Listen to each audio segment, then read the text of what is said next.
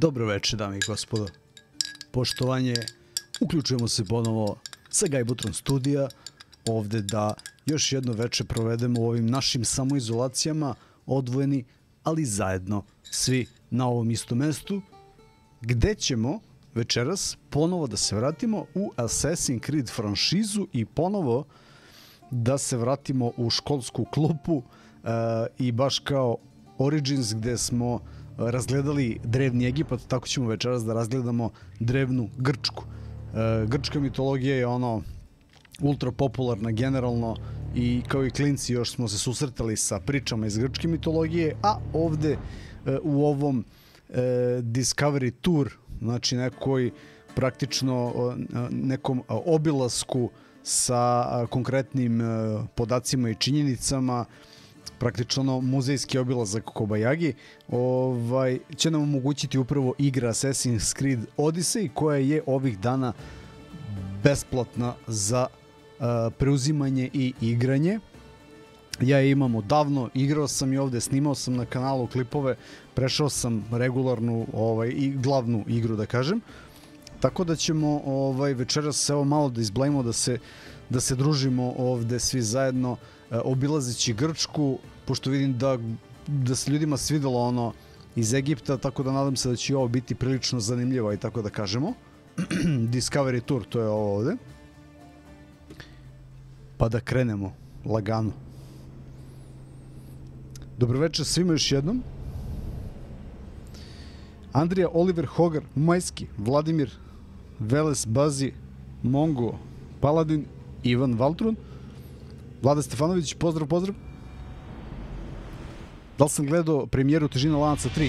Jok! Here, visitor. You are about to embark on a journey of discovery through the rich and fascinating history of classical Greece. You'll become fully immersed in the painstakingly detailed world built for Assassin's Creed Odyssey, which you are free to explore at your own pace, without any danger or time pressure. For a directed experience, take one of the many guided tours curated by prominent historians and archaeologists. Istoričari i arheolozi.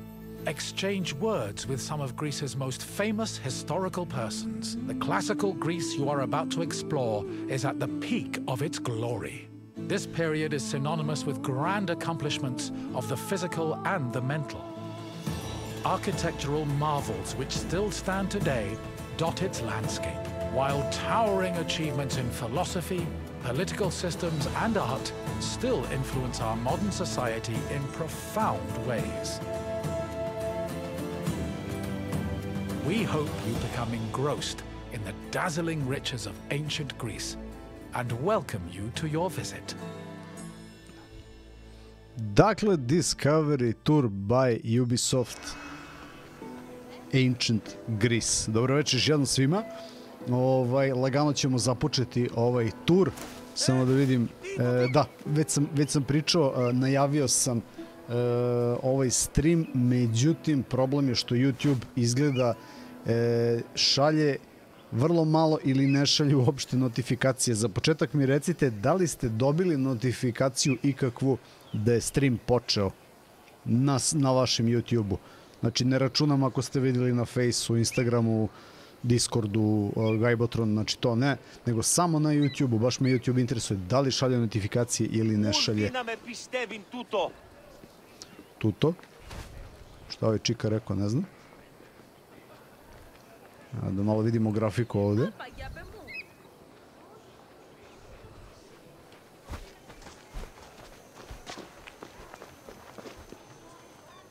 Ovde imamo prvi tur, što bi rekli. To jest otvorit ćemo meni pa ćemo da vidimo. A pre toga ću da odem u opcije.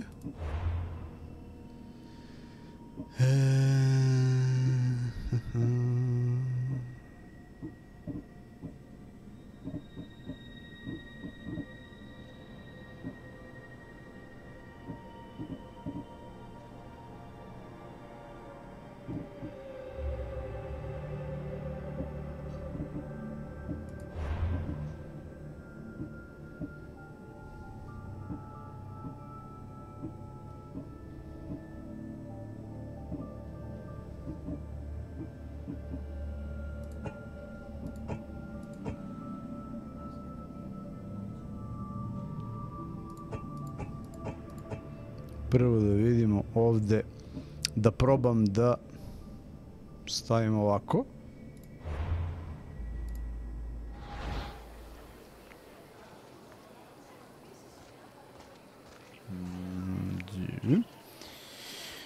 Dobro, da vidimo što kaže ljudi. Stigla notifikacija, kaže Nenad.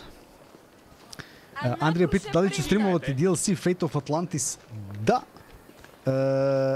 ali ću ga streamovati nakon DLC-a iz Originsa koji se zove The Curse of Pharaoh, koji sledi sutra uveče.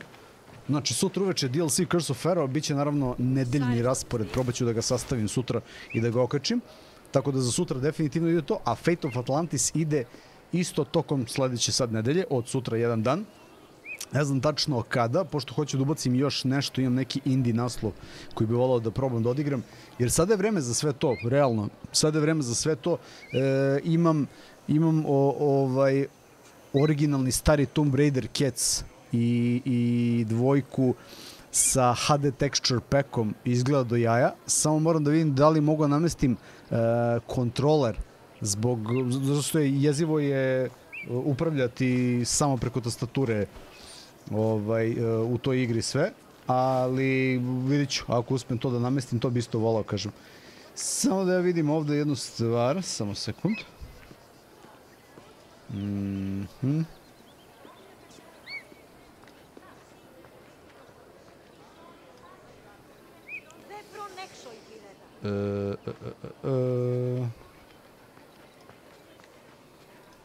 Dobro.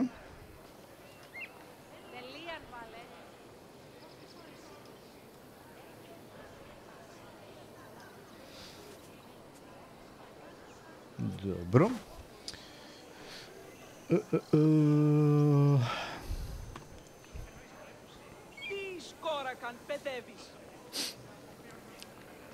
Dakle, to je to što se tiče DLC-a za dva poslednja Assassin's Creed-a. Držač volana, pozdrav druže, na jednom telefonu sam dobio, na drugom nisam, dok Chrome nisam ništa dobio, kaže on. Hvala, i to je korisna informacija prilično.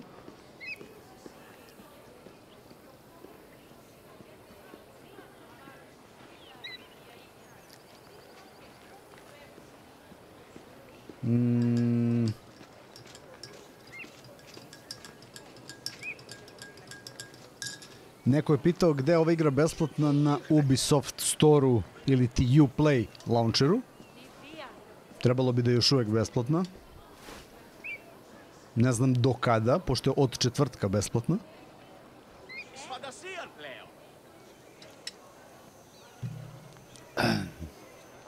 Cepam product placement nije, ali CDVita ono, i pijem vitamin C. Standardno, što želim i vama, vitamin C, jedna tableta dnevno, minimum. Da vidimo ovako. Kad će kontrol iz istorije? To ne najavljujem, samo pitam.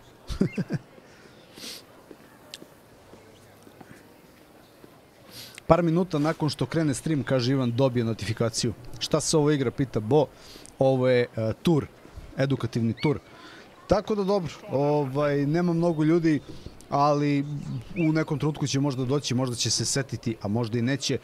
U svakom slučaju, moj savjet vam je da pratite GAJBOTRON, Facebook page GAJBOTRON, Instagram profil GAJBOTRON i Discord server naš, invite link je dole u deskripciji za Discord, zato što svuda tu kačim najave za ove nove streamove i naravno ono zvonce uključite na YouTube-u samom i stizat će vam notifikacije. To je sve što ja mogu da uradim s moje strane, je da zakačim najavu za novi stream, a vi ste dobrodošli uvek.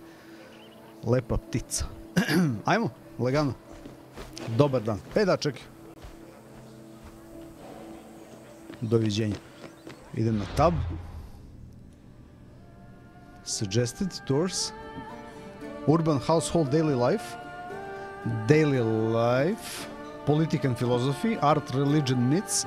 Battle and wars. Famous cities. Znači, ovde imamo ajmo da krenemo.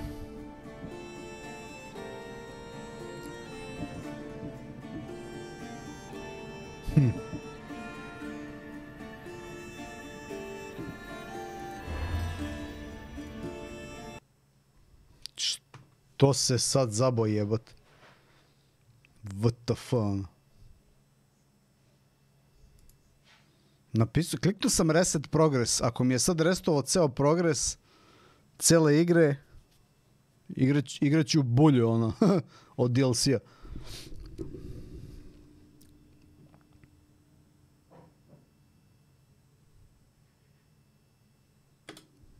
Ne razumijem stvarno zašto je restovao sve jebat.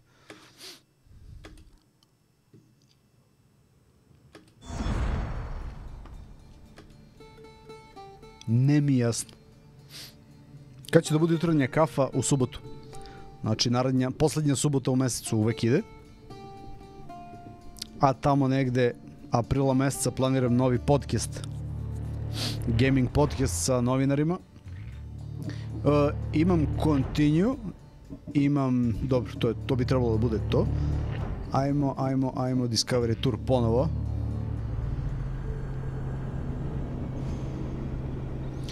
Ancient Warships.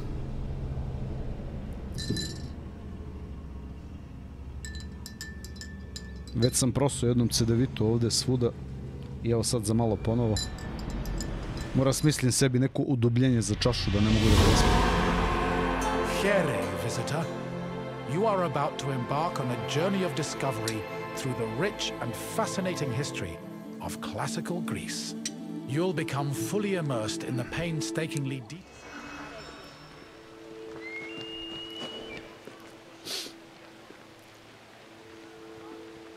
Acropolis of Athens. Što mi to daje? Idemo ovako. Urban household, daily life. Ajmo daily life. Znači, svakodnevni život Grčki. Drevnih Grka, što bi rekli. Pozdrav za Bojana iz Bečeja. Evo nas. Ovo će nam biti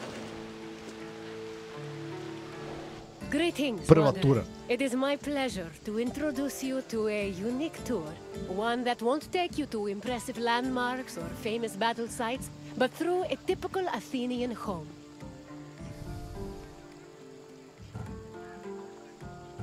Who the fuck are you? My name is Aspasia.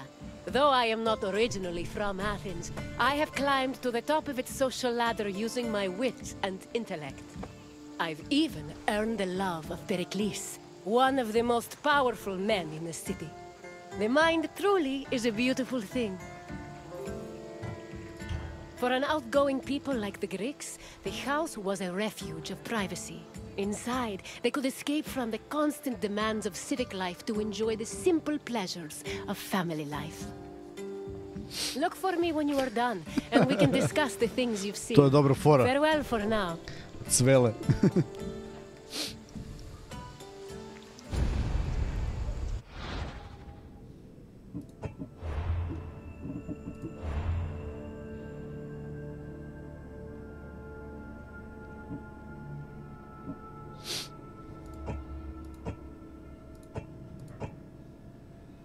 Čudim što je ovako... Jel vi dobro čujete ovaj zvuk iz igre? Delo mi kao da je nešto tiho, ono. Ali ono, malo pojačajte i... Ja sam ovdje na max sve stavio i na mikseru i u igri, sve ono.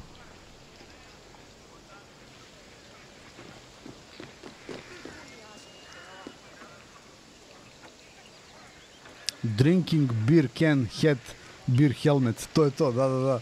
America. The house, or oikos, was a residence for Greek families and their slaves. Contrary to modern houses, which look outward, the Greek household was built to look inward on a courtyard.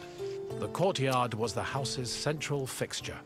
It was the building's main source of daylight and also the location of religious altars dedicated to worship.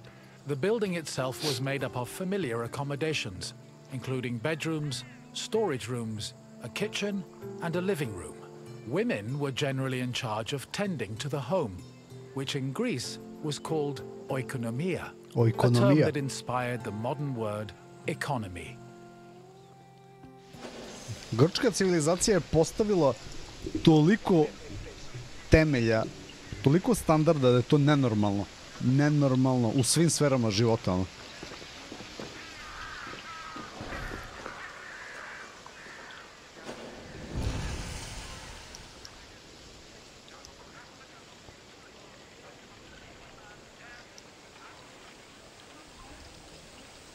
Perikla.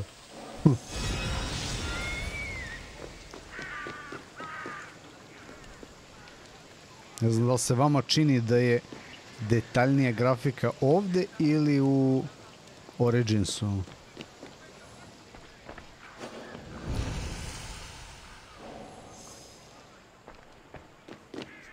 A pasta was a corridor that connected a house's courtyard to its residential section. Archaeological evidence from the city of Olynthos reveals that pastas were added to Greek home design in the 5th century BCE.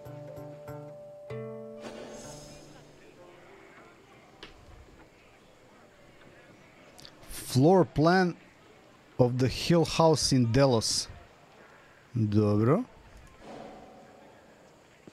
Ajmo dalje. Greeks had no qualms about combining their work and their private lives, and many of them worked from home. Artisans like blacksmiths, sculptors, and potters often had workshops in their houses. Some even operated small stores to sell their work. Similarly, doctors were known to treat patients in special offices located in their homes. Women also worked in the house and were responsible for making textiles, as well as producing clothes and supervising weaving, which was carried out by slaves. If the household was wealthy enough, they could even produce a surplus of textiles to sell in times of financial difficulty. Korinski, Ionski i kako beše onaj treći, na D nešto. Dorski ili Dorinski, ne mogu se, ne znam.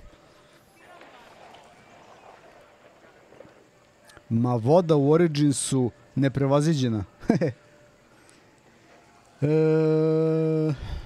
Idemo dalje. The inner courtyard was the nexus of the house. Functionally, it allowed air to circulate and also provided access to most of the rooms. It also sometimes housed a well or a cistern that collected rainwater. In the center of the courtyard was an altar to Zeus Hercules, who served as the protector of the household. Women would often use the space to sew and cook, while children used it as a play area. Furthermore, if the family had pets or animals, the courtyard was where they were allowed to run free. Oni su bukvalno napravili novu formu regularnog doma, kuće.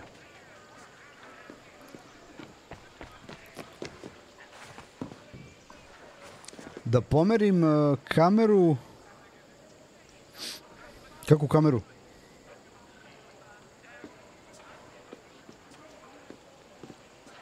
Ka sredini ne vidi se to dole u ćošku. Dole u ćošku nema ništa.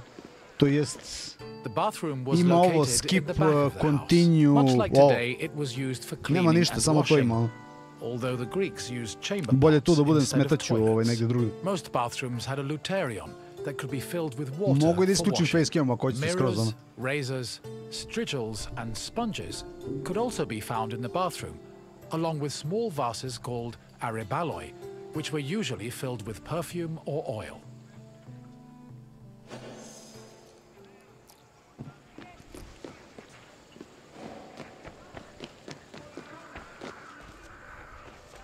Greek homes had kitchens where the family's meals were prepared. The Greeks did not often eat meat, except during special occasions like banquets or after sacrifices. They had mainly a grain-based diet, eating staples such as bread, porridge, or a barley cake called maza. They also occasionally ate poultry, fish, and other seafood, as well as fruits, vegetables, goat milk and cheese, and olive oil.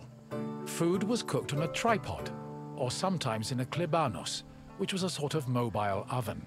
Other cooking implements included braziers, mortars and pestles, a spit to hold food over a fire, platters, and frying pans. The family also used the kitchen to store food in containers called pithoi. Dobro. Videli ste kako su kuvali u čemu. Imali su oni lonac na 3 nivoa već tada. A danas to reklamiraju kao neku novost i čudo tehnike.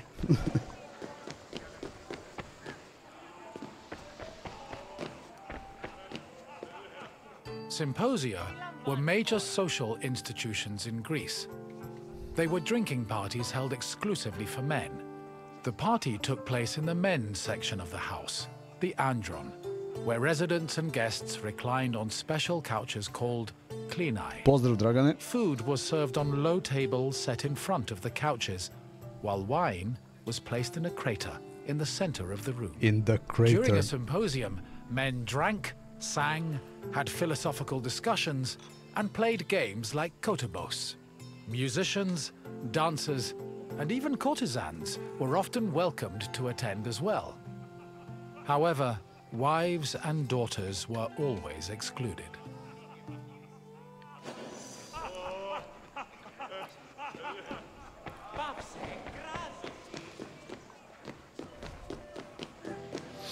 Desi Lest, pozdrav.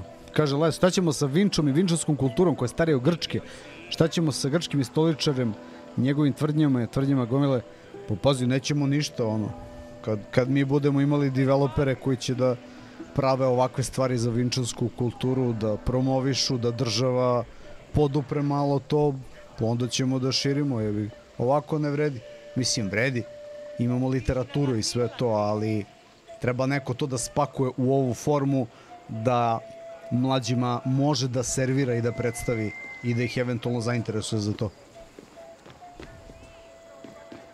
The Pyrgos, or upper stories, was the women's quarter of the house, where they could pursue their activities and observe the city without being seen themselves.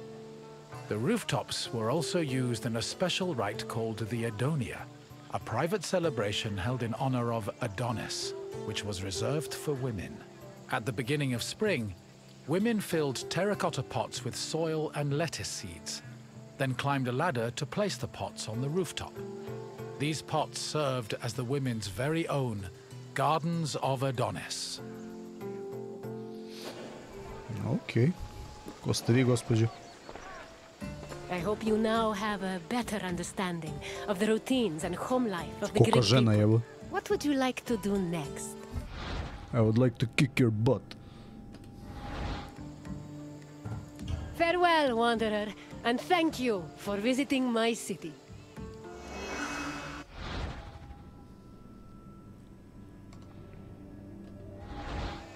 Idemo na sledeću turu.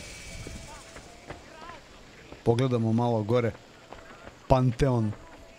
Onaj ogromni svetilište na vrhu. Komšiluk.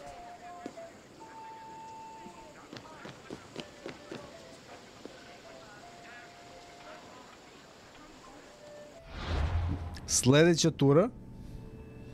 Vino.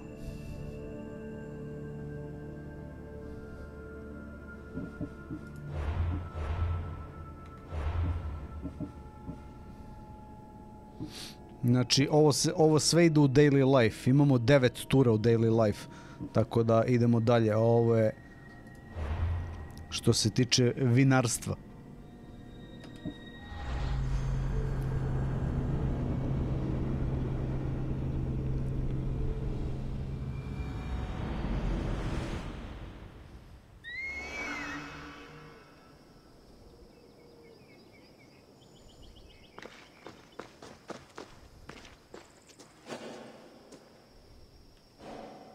My friend, how fortuitous to run into you in this most intoxicating place. Što stalno pravi sranje i onda kao mi ga spašavamo. For some reason the workers won't let me borrow any of their wine. Cheapskates. As you can probably tell by all the grapes, this is one of Greece's many vineyards. Wine was an essential part of Greek culture, and this tour will take you through how it was made. In addition to being delicious, not to mention lucrative, wine was an important part of Greek economy. I promise I'll meet you at the end of your visit, my friend. Ćao, See you Stefane, pozdrav. soon.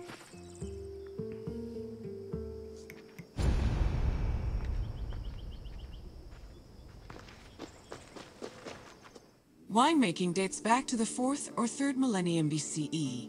It became widespread in Greece during the Bronze Age, and within centuries the Greeks had refined it further. The first step in the process was always harvesting, where grapes grown on rows of vines were collected by vineyard workers. According to Homer, Harvesting was often accompanied by music to give it a more festive atmosphere. Ancient Greek wine mainly came in 3 different varieties: austeros, glucathion, and autokratos. It could be flavored with spices, herbs, resin, and even perfume. It was also much stronger than modern wine, with an alcohol percentage of approximately 16%. 16% Because of alkohola je this, bilo u the vinu. drink was mixed with water to make it more palatable. Znači, ovdje su kidali, evo. Imam iz prvog lica, evo. Fuck yeah!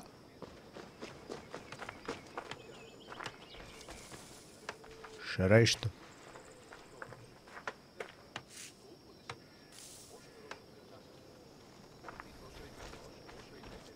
Grapes were dried to maximize the wine's sweetness and prevent it from turning into vinegar. In most vineyards, the drying process involved laying the grapes out on the ground under the heat of the sun, Znači, then sušili su covering grožđe them na at night suncu. to protect them from accumulating dew. According to Hesiod's poem, Works and Days, the ideal time to dry grapes was 10 days and 10 nights. When they were finally completely dried, the grapes were collected in jars, just as they are today.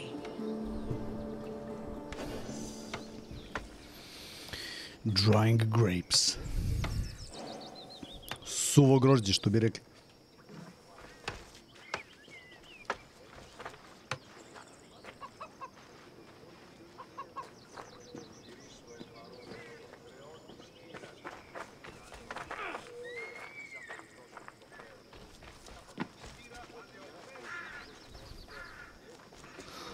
Oh my god, it's a black cox on the street.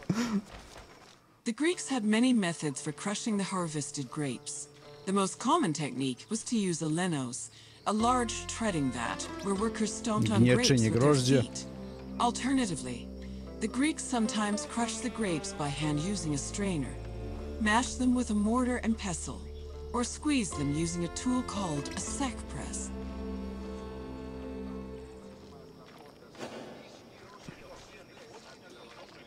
Press. After the grapes were pressed, the resulting juice was poured into large containers called pithoi, where it fermented. Once fully fermented, the wine was filtered through an ethmos, or sack, which separated it from the residual yeast called lees. The wine was then placed in a special storage room. The room was half buried to keep it dry and maintain a consistent temperature of 15 degrees Celsius.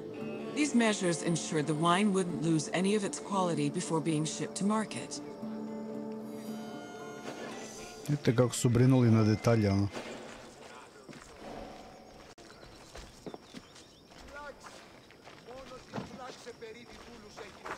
When the wine was ready to ship, it was poured into storage containers called amphoras. Amfore, These te were čuvene smaller than grčke. pithoi, which made them easier to ship and display in Znači koliko je crowded to veliko, evo, marketplaces. napunite amforu However, celu, that za doesn't koliko mean litara tu transporting stajalo, wine was always a 20 safe i više. endeavor. Sometimes ships carrying amphoras as cargo would be wrecked before making it to their destination, I onda je zapuše losing sa hundreds nečim. of bottles of wine to the sea. I onda tako šalju amfore pune vina negde preko mora. Serious business, evo. Ah, my friend, are you drunk with knowledge? I hope you enjoyed yourself learning about all the picking, stumping, and bottling that goes into making Greece's favorite beverage. Maybe if my customers understood how hard winemaking was, they'd agree more with my perfectly reasonable prices. But let's talk about something else, yes? What else can I do for you? If you say so, my friend, I hope... Idemo dalje. Life of a Greek woman.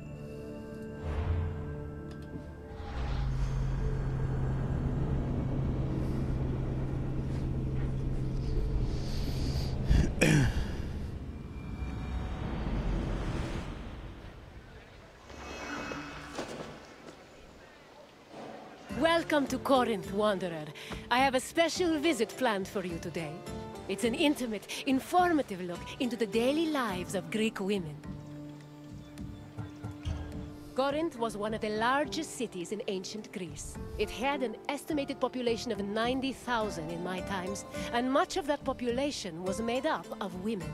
This tour will shine a light on those women and look at how they lived on a day-to-day basis. 90.000 Look for me ljudi when u you're to done with vreme. your visit, and we can discuss things further.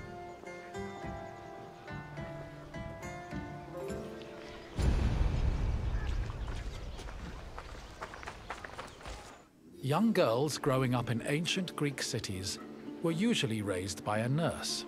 Znači, They deca mostly imala stayed in the dadilje, dobro? women's quarters of the house, the gunaikon, where they spent their time spinning threads and weaving. While there is not much historical evidence of young girls at play, especially compared to boys, it was still known to happen. For example, an ancient terracotta group depicts two girls playing ephedrismos. This was a competition to see who could strike an upright rock from afar using a pebble or ball. The game's loser had to close their eyes and carry the victor until they managed to touch the same rock with their hands.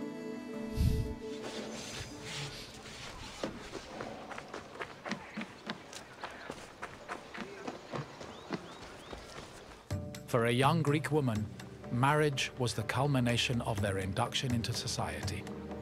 The average life expectancy for women was about 40 years. So most marriages 40 took godina place prosječni when the bride životni was vek. 14 or 15 years old.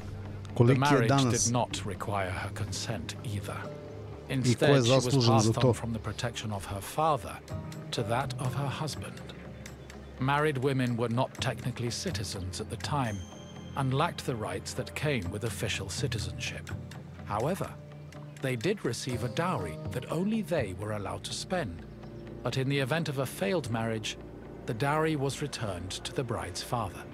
After the marriage was consummated, the woman's status changed from being a maiden to a bride. She remained a bride until the birth of her first child, wherein she officially became a woman. Kako su oni to izdefinisali sve, napisali, uredili, ono. Women living in ancient Greek cities were essentially forbidden from participating in political life, and most aspects of their lives were controlled by men. Their most important responsibilities were running the household and giving birth to children, preferably boys. Most of the time, women's excursions outside of the house were limited to visiting other female neighbors, as per custom. The few exceptions to this strict rule were weddings, funerals, and religious festivals involving women in prominent public roles.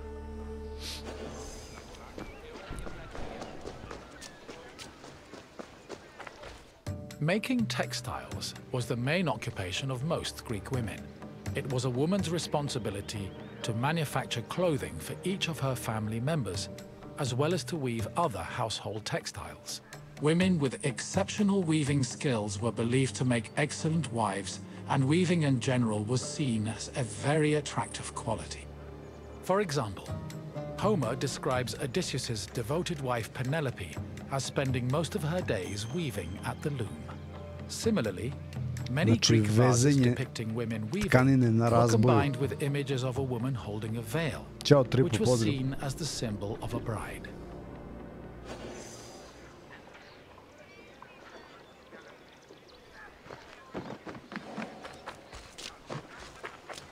Ancient Greek women cooked in their house's kitchen area. However, since their cooking equipment was small and portable, they also sometimes prepared meals in the central courtyard. This was also where women performed other domestic activities. These activities were rarely seen by visiting men or passers-by, because the architecture of classical Greek houses facilitated the social norm that women should never be seen at work.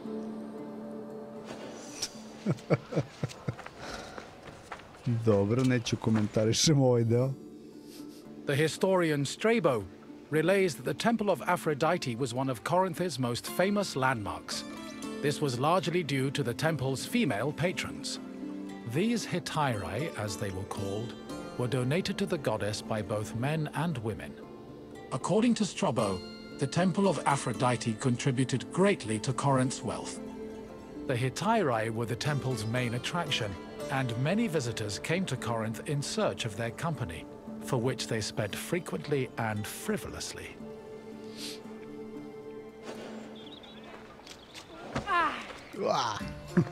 Her Greek women lived. Is there any? Idemo dalje na sljedeći.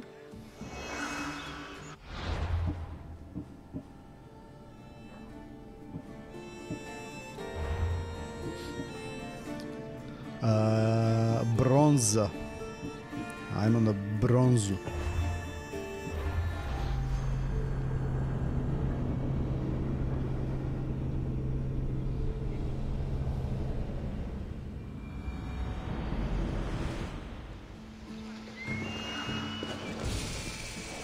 Welcome to Argos, traveler.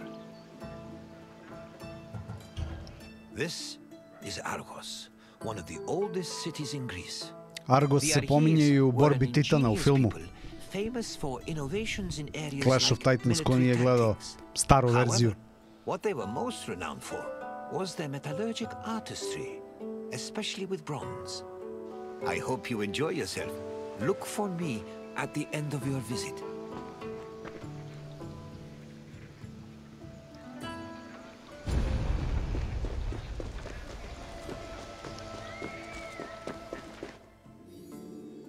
The area that would become Argos was inhabited as early as the 3rd millennium BCE, but it was in the 7th century BCE that it officially became a city-state. One of Argos's major pillars was its metallurgical industry. As far back as the 8th century BCE, the city was famed for making products like long dress pins and tripod cauldrons, as well as impeccable body armor. In addition to their technical excellence, the Argives were also creative, as seen in their masterful bronze sculpting, which became prominent in the city during the 6th and 5th century BCE. Ćao Andrej, pozdrav.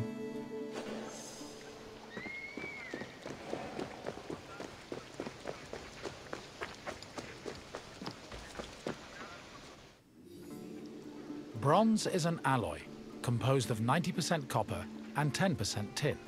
Because of this, copper and tin needed to be smelted and combined to create the material needed for sculpting. After the bronze alloy was formed, it was melted in special furnaces. They required a tremendous amount of fuel and were usually supplied with charcoal made from specific types of wood. It's possible they were also coated with a protective lining of clay, which would have been sensible given the melting point of bronze is approximately 950 degrees Celsius. Once the bronze was melted and collected, the furnaces were dismantled and dumped. Nevjerovatno, čoče, koliki peći su pravili, kako su oni uspjeli u to vreme da dostignu 950 stepeni Celzijusa, ono, suludo. Sve u ovim zemljanim furunama.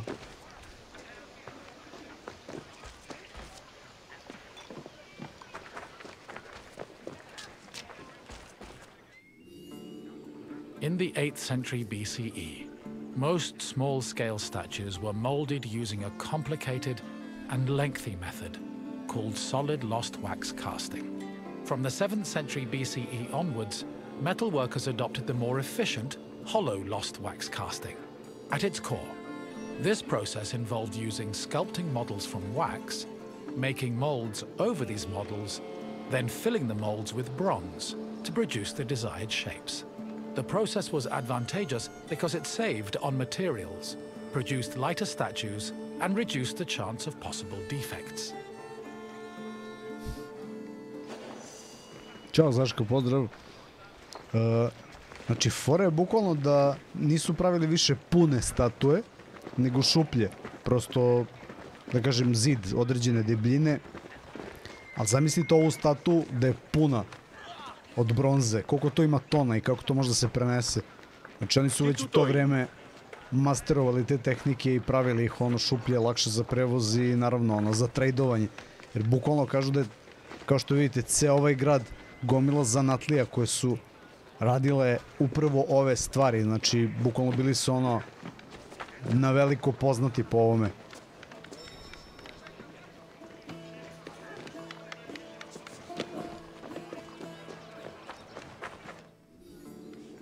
Once all the pieces of the sculpture were molded, they were welded together and subjected to the cold working process. This process involved repairing the sculpture's flaws by filling any holes and cracks with specifically measured bronze patches. Afterwards, the sculpture was scraped, chiseled, and polished until it was deemed satisfactory. Decorative details like hair, eyebrows, and mustaches were added with the use of a sharp tool. Da, I posle su razbarili to za ove sitne detalje. With ivory, glass, or silver, were attached to their sockets using a resinous kind of glue. Teeth and fingernails were inlaid with silver, and lips and nipples with copper. These small touches added color and contributed to the sculpture's lifelike appearance.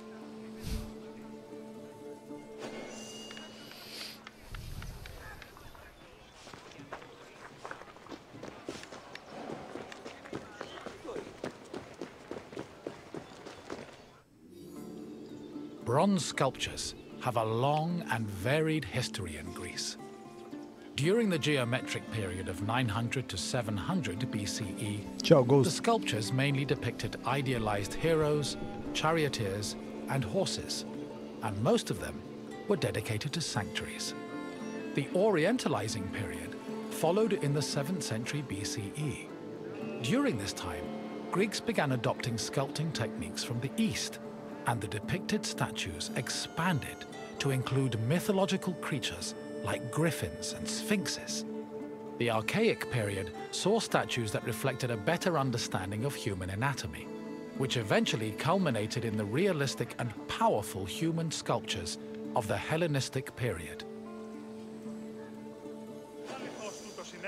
To sam se ja pitao, Majski, sa čime su vršili varenje tog sranja, obzirom na kojoj temperaturi se topi. Sad razmišljam neki usijano železo, usijano gvožđe, koliko može da ima temperaturu. Da li su njime mogli da idu po šavovima i da tope mrvice, opiljke neke i da ih slivaju po šavu, unutra, ili kako je to već rađeno, nemam pojma. Argos was the home of Polykleitos, one of the most famous sculptors in ancient Greece. His works, like the Doryphorus and Diadomenos, as well as his treatise on sculpting called the Canon, had a massive impact on the art as a whole, particularly in regards to ideal body proportions. Sadly, the original versions of Polykleitos' sculptures have been lost, along with most bronze statues from antiquity. As time went on, many bronze statues were melted down to be recycled in things like weapons, ammunition, and even church bells. Because of this, marble copies from the Roman period are our best evidence of the masterpieces of Greek sculpture. Nevjerovatno. Ko zna koliko je toga bilo, mislim, obzirom da je sačuvano vrlo malo, koliko je ovih statua bilo. I see you have completed your tour. I trust you have a new appreciation for Greek sculptures after learning of the heart and soul that was poured into each step of their creation. Now, what else would you like to do? Then, idemo dalje. Farewell, traveler. May we meet again soon. Herodot, pazi, lično.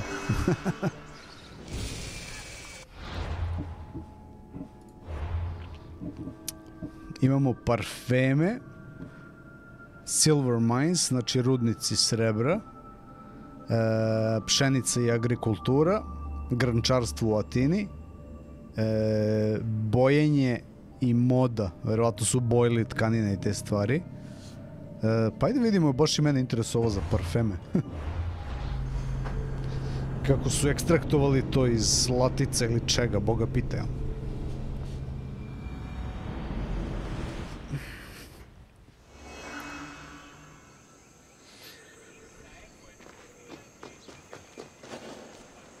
Opet ovaj muljator.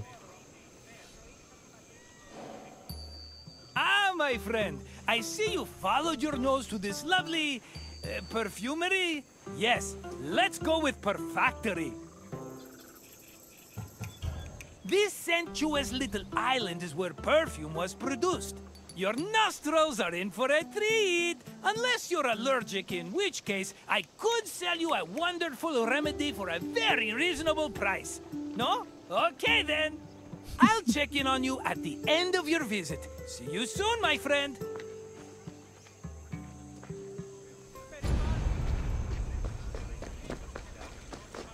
Perfume-making techniques were invented and perfected in Mesopotamia and Egypt, beginning in the 4th millennium BCE. By the time of the Mycenaean era, perfume played an important role in the Greek economy. Mostly reserved for kings, priests, and aristocrats in the beginning, it later became more widely available during the classical and Hellenistic periods. Greeks used perfume for more than just personal cosmetics. It also had sacred uses. For example, cults would sometimes anoint their god's statue with perfume, and it was also used during rituals like weddings and funerals. Food and wine could also be scented with perfume to add to a meal's presentation. The art of making perfume was part of medicine and pharmacology, and physicians devoted entire books listing the best perfume recipes. Ludilo je. Sve sveli da furaš parfem na klopu, evo. Perfume is made up of two main components: a greasy substance called an excipient, like vegetable oil or animal fat, and an odorous substance such as flowers and plants. For ancient Greeks, the most common excipient was olive oil. According to Theophrastus, however, the most valuable oils were those extracted from nuts in the Syrian and Egyptian deserts. The odorous ingredient could be taken from a variety of sources. These include flowers like roses or lilies, herbs like oregano, spices like saffron, resins like amber, and leaves from plants. Some fragrances were also imported from outside of Greece, like Indian cinnamon and Syrian frankincense. cimet. These exotic scents were considered exceptionally precious. Ludilo.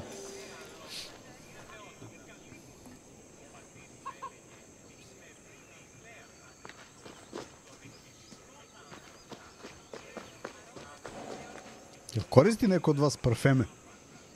By the way.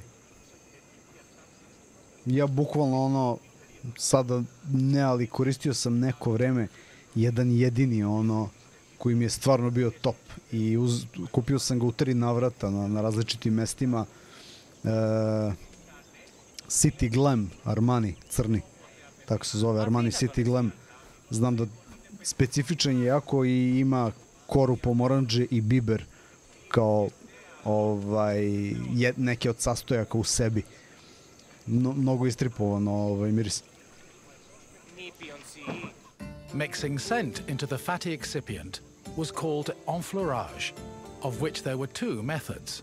If the flower being used for the scent was fragile, the preferred method of extraction was cold enfleurage, which required an oil-soaked cloth. First, the cloth was rubbed against the flower's petals, saturating the oil with the scent. Then, the cloth was pressed to wring out the scented oil. Hot enfleurage involved heating the excipient before mixing in the scented substance.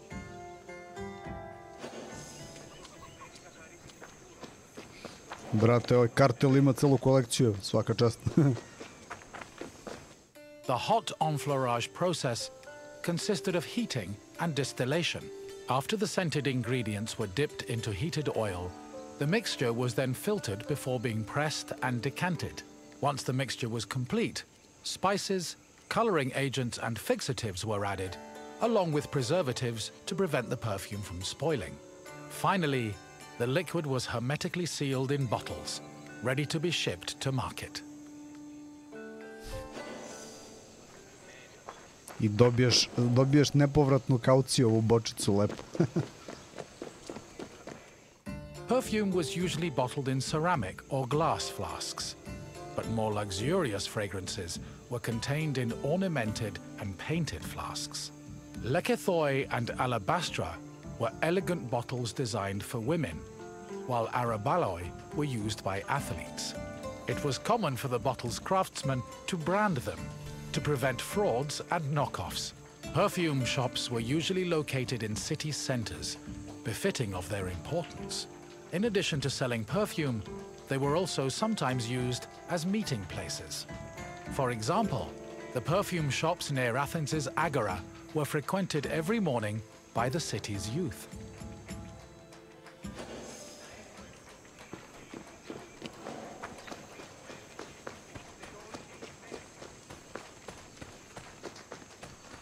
The main purpose of perfume was to attract members of both the opposite and the same sex. We can trace this practice back to a scene in the Iliad, where Hera used perfume to seduce Zeus. Similarly, hymns about goddesses like Demeter and Aphrodite always mention their pleasant smell, further solidifying the belief that scent and seduction went hand in hand. However, perfume was also a mark of social status. Athletes covered themselves in perfumed oils during their training and at symposia, and citizens were judged based on how anointed, shiny, and perfumed their bodies were. Old Spice, kaže Jarel. To mi je poznato, ono. I gotova još jedna tura. I would... What? If you say Idemo so. dalje.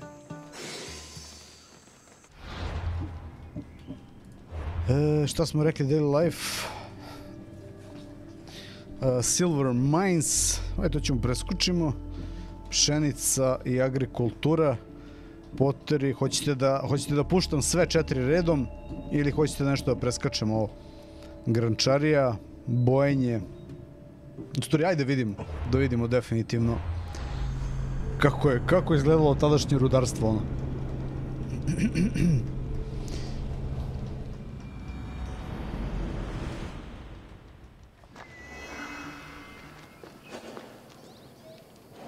Welcome to the silver mines of Lavrion.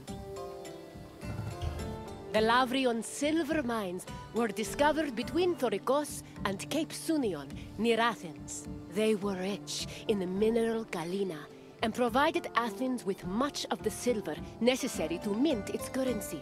Because of this, the mines were invaluable to the city, and the resources they provided helped turn Athens into one of the most powerful states in Greece.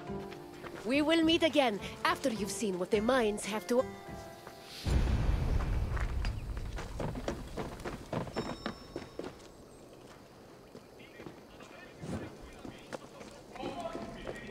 Silver mines were extremely rare in ancient Greece, which only increased their importance. Athens started exploiting the Lavrian silver mines at the end of the 6th century BCE and used its metal to produce its currency. Production at the mines exploded around 485 BCE when an especially rich vein was discovered. The mine's abundant silver made Athens one of the wealthiest cities in Greece. They also provided the resources necessary to build a fleet large enough to defeat the Persians at the Battle of Salamis. In short, the Lavrian mines played an integral part in the emergence of Athens as a Greek superpower.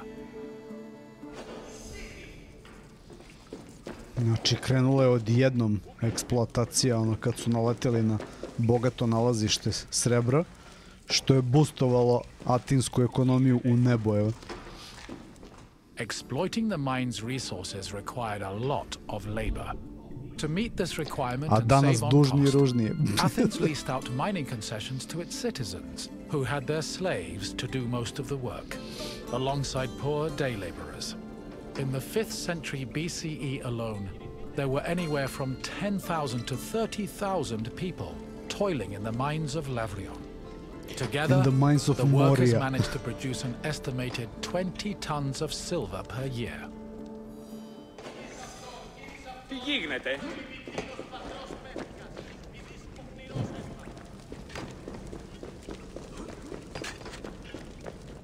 Mining in Lavrion was a two-step process. First, the ore was extracted, and then it was refined. It took about 16 kilograms of raw ore to produce a single pure silver drachma of about 4 grams. Recovered artifacts from the mines provide some insight into the specifics of the mining process. Galleries were dug to follow the veins of ore. They were small and did not offer much space for the workers. They were Ako te ne interesuje grčka istorija, Mongol, onda nije zanimljivo, slažem se. To dig only a few centimeters. Once the galleries finally reached the veins, the ore was extracted and then crushed on mortar stone to prepare it for washing.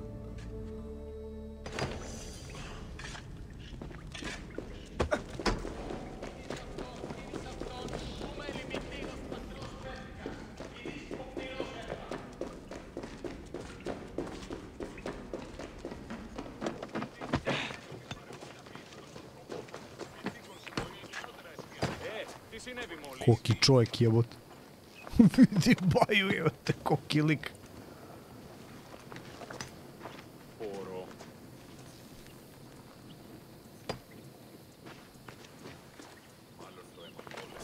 Ovo je ovdje održava red. Mine workers used washeries to help clean rock from the ore. The washing process required a large supply of water, but Lavrion was an infamously dry region. To compensate, cisterns were built in the mining area to collect and conserve seasonal rainwater. Once enough water had accumulated, workers poured it into wooden troughs containing rock and ore. The water's flow separated the lighter grains of rock from the heavier ore, which was caught in depressions at the bottom of the trough. The newly cleaned ore was collected for refinement, and the water was redirected back into a tank to be reused later. Kakav trip, ladno su napravili kolektore za vodu od ovih atmosferskih voda, koje se tokom godine prikupljaju.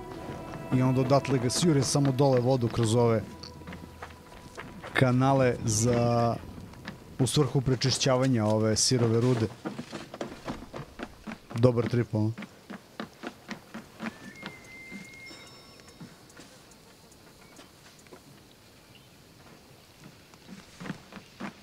Once the ore was clean and dry, it was ready for smelting.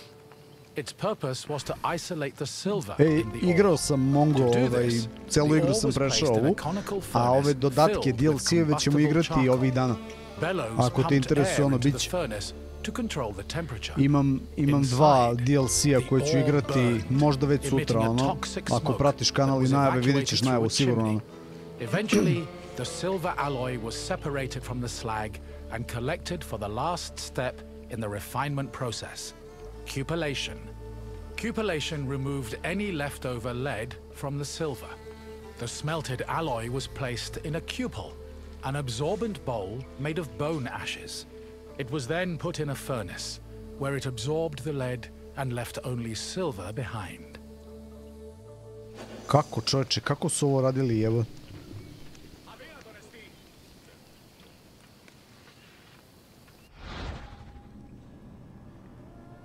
Mislim, isparenja topljenog olova su izuzetno, ono, toksična. Zato mi nije jasno kako su oni radili ovo, jebo.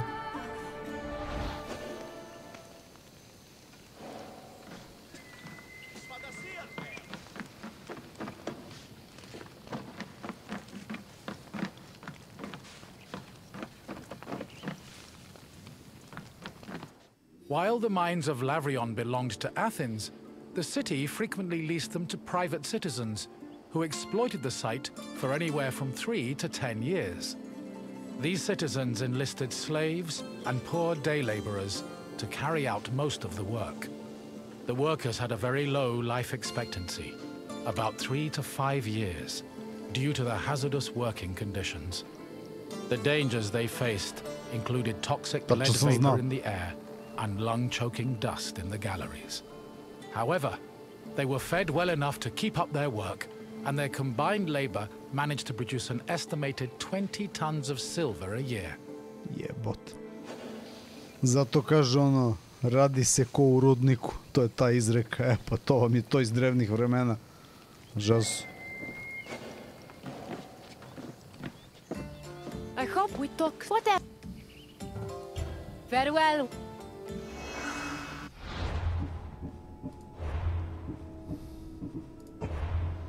Idemo da vidimo kako se pravio lebac.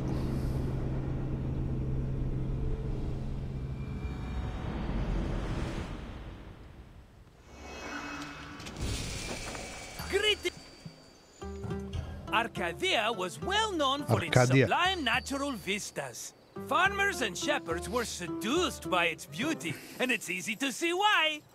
I have to leave for now, but I'll meet you again when you finish your visit. Until then, my friend! Nakon ovih, da kažem, svakodnevnih stvarčica, čeka nas posle šta imamo ovde od poglavlja. Filozofija politika, tu ima malo nešto 4, umetnost, religija i mitovi 5, ovo će vas vjerojatno najviše interesovati vas koji volite igre, bitke i ratovi i najslavniji, najpoznatiji gradovi. Tako da ove dve ćemo ostaviti za kraj. Idemo po ovom redu kako su ovde poređali, ono.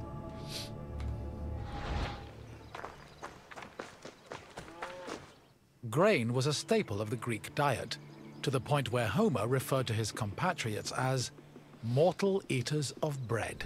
Grain farming was a meticulous process. Od gasa pa nikako, tamo se umiralo ono.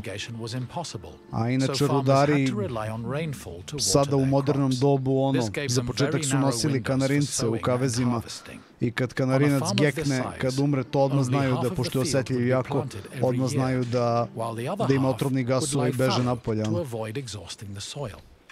To su prve metode bile. The best time to sow grain was in autumn, and the best time to harvest it was in May. Fortunately, if farmers missed their opportunity, they also had a chance to plant millet in the spring. Before planting in a field, the land needed to be plowed a total of 3 times. Mora 3 puta da se preore zemlja pre setve. Again in the summer to aerate the soil, and a final time in the winter to plant the seeds in the moist earth. The plow was pulled by 2 oxen, while the sowing of seeds was done by hand. After the seeds were planted, the boy turned the soil with a hoe to protect them from hungry birds. Once the sowing was finished, the farmers waited for winter rains to irrigate the field. They also prayed to the goddess of agriculture, Demeter, and her daughter Persephone, in the hopes of being favored with a bountiful harvest come springtime. Neki su se molili nebu za kišu, a neki su posle kopali kanale i sami navodnjavali. Grain was harvested in the spring using a curved knife called a sickle. With their backs to the wind, the reapers cut the plant stalks and left the sheaves behind before moving through the rest of the crop. Once the harvest was mowed, the sheaves were brought to the threshing floor.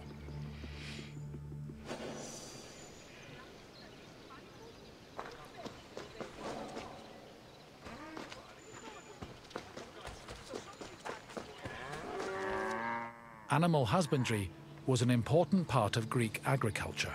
Farmers usually kept cattle, donkeys, sheep, goats, pigs, dogs, geese, and chickens. The animals mostly fed in pastures, but could also eat some of the farm's harvested grain, as well as damaged fruit and residue from olive oil and wine production. Livestock had several purposes. Their manure was used to fertilize the fields, and their grazing helped remove weeds. Arcadia was a mountainous region believed to be the home of the god Pan, so farmers were more likely to keep sheep and goats than cattle.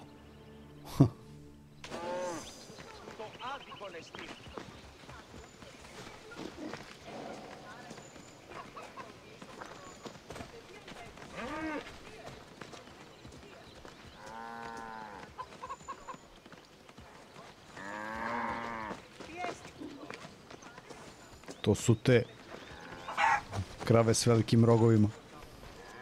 Most farming tools were simple, handmade implements made of wood and occasionally tipped with iron.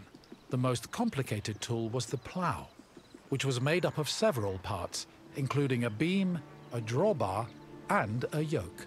A 2-pronged hoe, meanwhile, was used for tilling soil. and farmers also had tools for digging and weeding.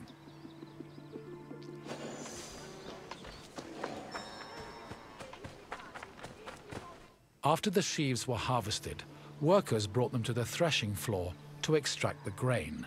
Oxen or donkeys were hitched to a post in the center of the floor and guided around it, while workers threw sheaves under their hooves. The animals stomping forced the grain kernels out of their casings. Afterwards, the kernels were collected for the winnowing process. Winnowing helped separate the heavier grain seeds from the chaff. It began with using a wooden shovel to toss the grain. While in the air, the wind blew away the lighter chaff, leaving only the heavier grain.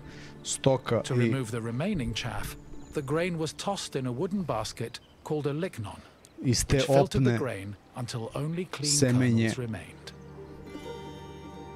Pod njihovom težinom se odvajalo, ono. Kakav trip je. I na kraju se to melje. U nekom mlinu. Hey, Mr. Pig, what's up, Mr. Pig? Yeah, Mr. Pig. Dačić. Barley, which was used to make flour, was different from other types of grain. Threshing was not enough to separate the barley from its husk, so instead, it was roasted in a specialized tool called a frigatron. After the barley was roasted, it was pounded with a mortar and pestle. The pounded grain was then ground into a meal, using either a hand mill or a hopper mill. Grinding was boring work, so workers often lightened the mood with a mill song. Once the barley was completely ground, it was sieved using a wicker basket called a koskinon, making it ready for use.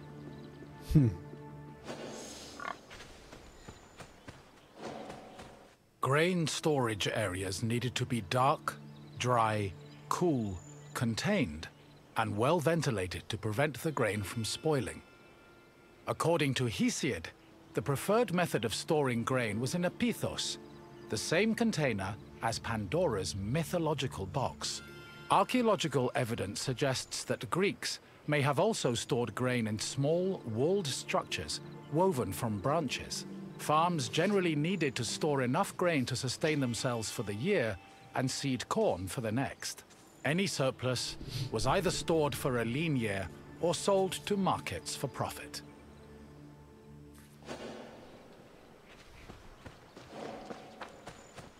Nice. Save.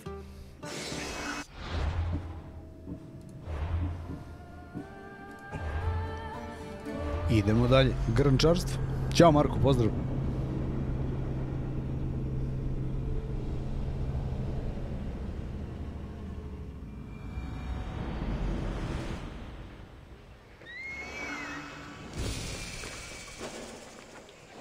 Hello, wanderer. The Keramikos was a special neighborhood in Athens where potters created vases and containers that stood all over Greece. This tour will take you through the elaborate process needed to turn something as simple as muddy clay into ornate perfume vases and gilded wine cups. Come find me when you complete your visit, and we can talk more about what you've learned. We'll learn about Keramikos.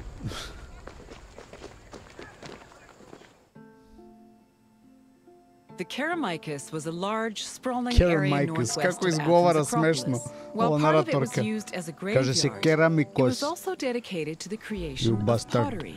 The Keramikos was so significant to the art form that its name lives on in the word ceramics. Perhaps drawn by the river, potters moved into the area and formed their own bustling community. It's believed that by the end of the 5th century BCE, hundreds of thousands of pottery vessels had been made in Athens. Koliko su oni skupili detalja o svakom ovom delu tutoriala ovog, to jest tura. Mislim u igri samoj, dizajn, dekoracije, ove grančarije, sve je autentično iz tog perioda, znači nije ono, da kažem, napamet rađeno.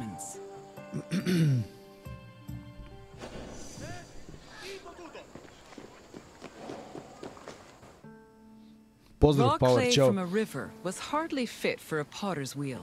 Athenian potters used clay that was rich in iron, which created the distinctive orange-red coloring seen in Athenian pottery. But this high-quality clay needed to be handled carefully to avoid disasters in the kiln later on. The clay was first brought to settling beds, where it was mixed with water to wash out any organic debris like leaves. Once it was purified, workers kneaded the clay with their hands to push out air bubbles and create the texture necessary for a flawless finish. One of the goals of these early steps was to remove any impurities that could destroy a delicate design, or worse, render a vase unusable.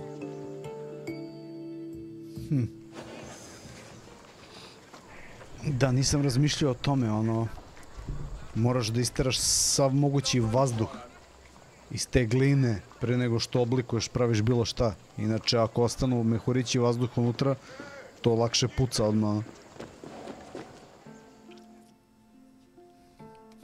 Once the clay was cleaned, it was up to the potter to shape it into a vase by spinning it on a wheel or pressing it into a mold. Their choice depended on what shape they wanted for the vase, but they also considered the possible scope of its decoration. Potters did not work alone. A workshop might have had many people working together on different aspects of production.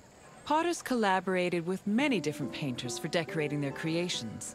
Some of these painters even became potters themselves. All in all, a single vase could be worked on by many different artists, with each one focusing on a different aspect of its design. Te kako je industrija danas ubila zapravo sve ovo tom masovnom proizvodnjom, dok je ovdje svaki detalj bio ručno rađen, da kažem.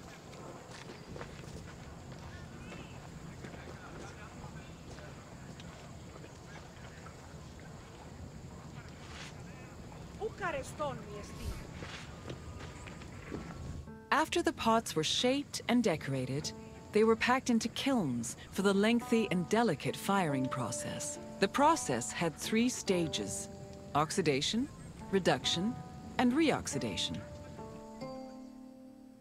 The main purpose of the firing process was to carefully manage the clay's exposure to oxygen. The chemical reactions caused by firing gave the pots their distinctive orange-red coloring. This also turned the designs made from the clay decoration slips glossy and black. The most difficult part of the firing process was managing the fires themselves. It required an enormous amount of skill and experience to properly judge the exact temperatures needed, and even the smallest mistake could ruin several hours of work. Bez termometra, u to vreme. Koja je to za jebancija,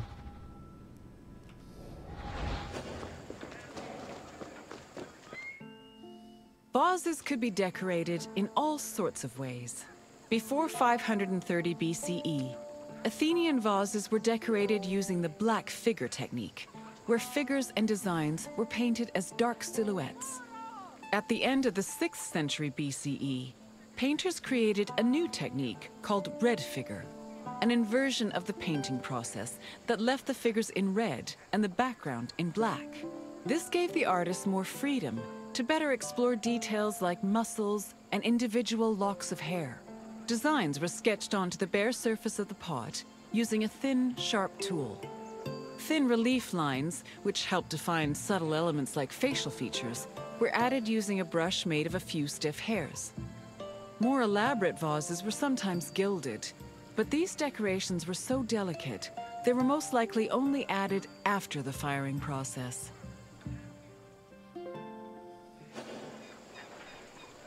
Dobro fora, skroz. Pored moje bake i deke u komšiluku na uglu živeo je grnčar.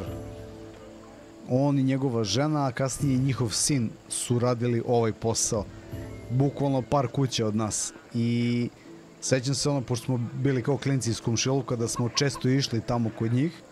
Uđemo u dvorište i u jednom delu u ćošku dvorište imao je ovako natkriven jedan veliki deo, ispod kog je bio ovaj radni sto, gde je imao ovu spravu za praktično ovaj rotacioni stub na kome bukvalno sedneš za njega, imaš pedalu dole i sa pedalom kontrolišeš brzinu okretanja i onda je tu bukvalno izvlačio, ručno vajao ovu njegovu grančariju, što je nama kuklincima bilo kao OMG, ono, bukvalno ko mađija, kao iz parčeta gline nastaje nešto, čovek samo ono kvasi ruke sve vreme i polako to izvlači, oblikuje i posle kad izoblikuje onda naknadno napravi drške samo pa ih zalepi sa strane te drške i to sve kako uradi sa tim nekim sitnim alatima koji ima dodatnim i onda to ide tamo, imao je ogromnu peć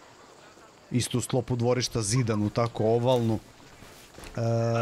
ne znam da li ima ovde ta neka, nema tako velika, ali baš je bilo ogromna, evo kao ovo, kao cijela ova kocka ovde, samo kružna i rupa ovde u sredini kao ove neke moderne velike pizza peći, samo ogromno i onda je tu tako nekako kako se to peklo, Boga pitaj, ne znam, ali sećam se da nam je stalno davao glinu kad je trebalo za školu, ono za likovno, mi smo tada imali ono i te stvari isto iz likovnog da radimo i onda kod njega odemo i on nam da ovako i to nam da 3 puta više nego što nam treba i uvije uvek u mokru krpu uvije tu glinu i onda u kesu i onda nam da bude sveža i vlažna kad na času možeš da odmah rokaš da praviš da se ne osuši ono. You've returned. As you can see, pottery was an arduous and delicate now. Then we must part.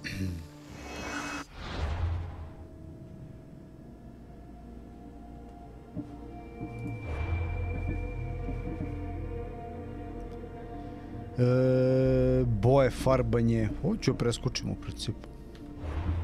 Idemo dalje, politika. Sparta social classes, znači socijalne klase naroda u Sparti, zanimljivo.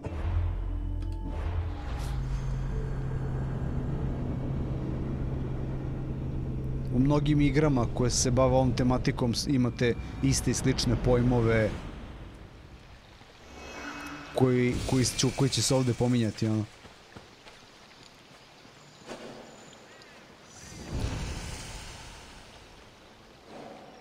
Welcome to Laconia, visitor. Ali Leonida. You're here to learn about Spartan society, yes? Then I won't stop you. Sparta had a unique hierarchy, especially compared to the rest of Greece. Everyone had their place, and you will soon learn what those places were. I will find you again once your visit has ended. Until then, visitor. Za ovo su uzimali voice acting glumce baš iz Grčke, ono. Da bi dobili taj akcenat, ono. Spartan society was structured around austerity, self-sufficiency, and a hostility towards foreign elements. It was divided into 3 social classes: citizens, perioikoi, and helots. Citizens were called Spartans, or homoioi.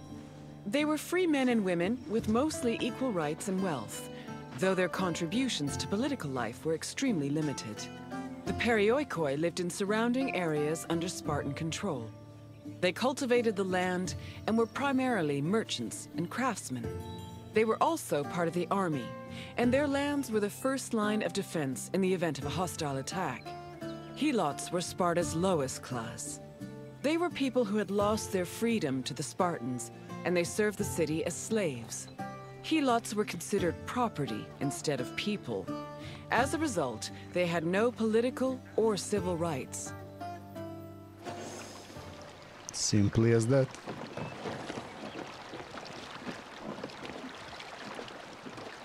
Dobro mu ide, brat. Što je na 5 samo.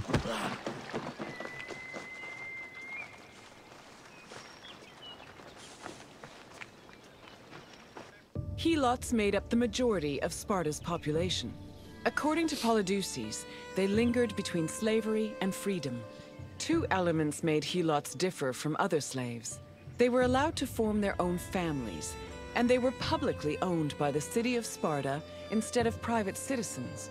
Because Helots were deemed public property, they could not be sold as merchandise. They mostly worked to cultivate the land, but also fought in wars alongside the Spartans.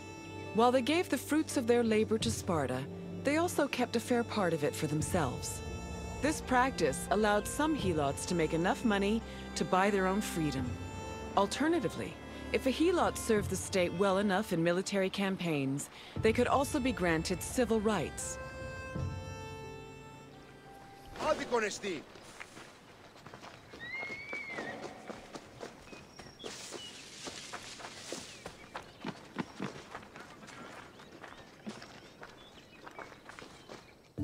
The founding of Sparta is dated around the 9th century BCE. Historical information about the city is limited, but it was known to extend into the region of Laconia. Over time, Sparta started encroaching on the territory of Messenia, eventually leading to war. Sparta gained more land in this conflict, which they divided between their citizens and the Perioikoi. The aftermath of the Second Messenian War, from 640 to 620 BCE, then divided the population into three groups: the Homoioi, the Perioikoi, and the Helots. The Helots of Laconia mostly respected Sparta's rule and did not cause much trouble. However, Helots from Messenia supposedly resisted the Spartans, although sources can only confirm one revolt for certain, which occurred in Messenia in 464 BCE.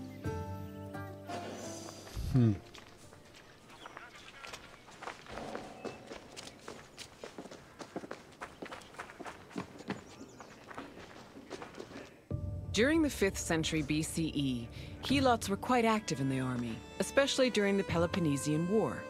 They served as hoplites on land and as rowers during naval battles. In both cases, they gave Sparta an important numerical advantage. For every Spartan on the battlefield, there were at least 7 Helots. Although many ancient sources say Spartans had a hostile relationship with Helots, they were much more likely to treat them better in times of war. For example, when 300 Helots and 120 elite Spartans were captured by Athens during the Battle of Sphacteria in 425 BCE, the Spartans promised the Helots their freedom if they served them well in combat. Similarly, around the same time, the Spartan general Brasidas fought a battle alongside 700 Helots. Impressed by their courage and loyalty, Brasidas later freed them all and allowed them to join the Perioikoi. Dobra fora. Kako se društvene klase menjaju, mešaju i interakciju jedne s drugima imaju.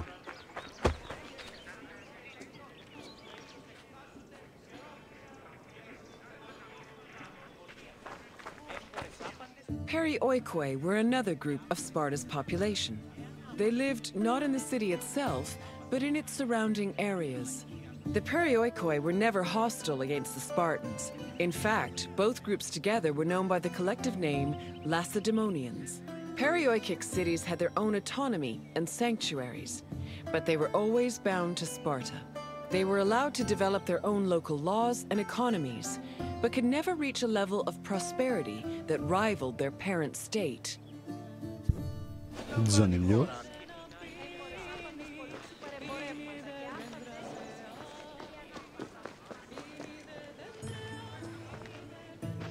I see you've finished. I hope you have a better appreciation for Spartan society. Nothing we do is without a reason, and every man, woman, and child has a role to play. What? Then you may leave. Farewell, visitor. Yeah, right. Kao fini miroljubivi ljudi.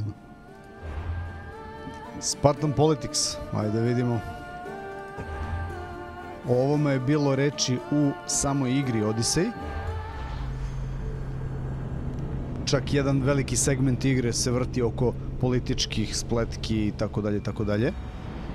Ko šta može, ko šta ne može, od vladara.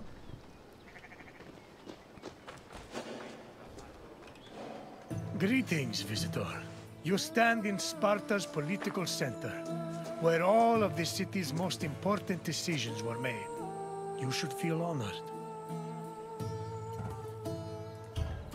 Sparta's political system was unique in the Greek world. While Athenians wasted hours on end whining and wagging their tongues at each other, Spartan kings made their decisions swiftly and deliberately. They preferred action over words.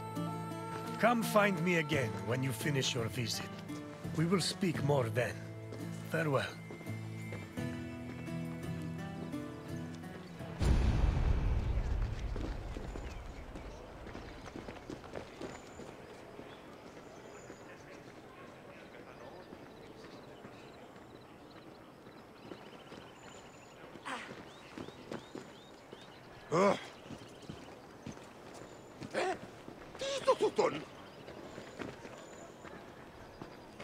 Sparta's political system differed from most of Greece's.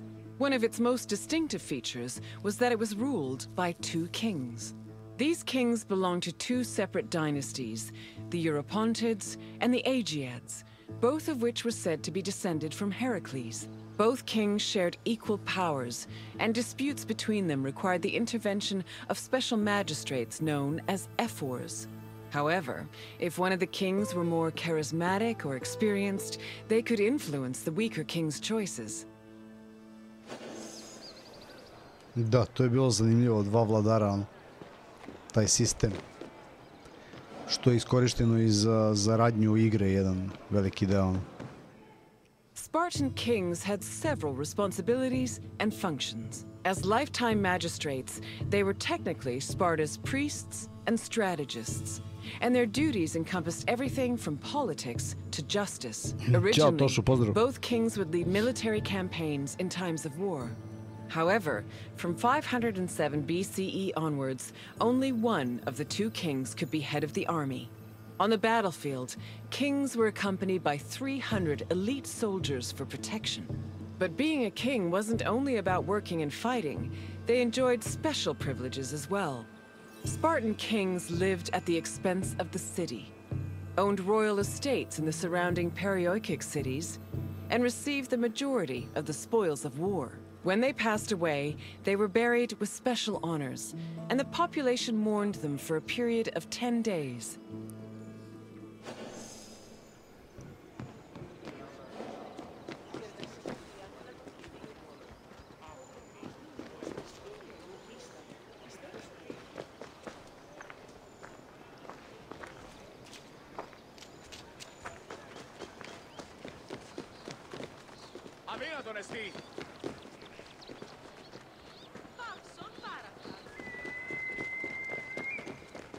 The kings of Sparta enjoyed many important religious honors. They were in charge of sacrifices, both during military campaigns and at home. The kings received double portions of the meat at all communal meals, and they were also the first to pour libations. They also personally conducted public sacrifices as priests, which helped remind their subjects of their divine connection to Heracles and Zeus.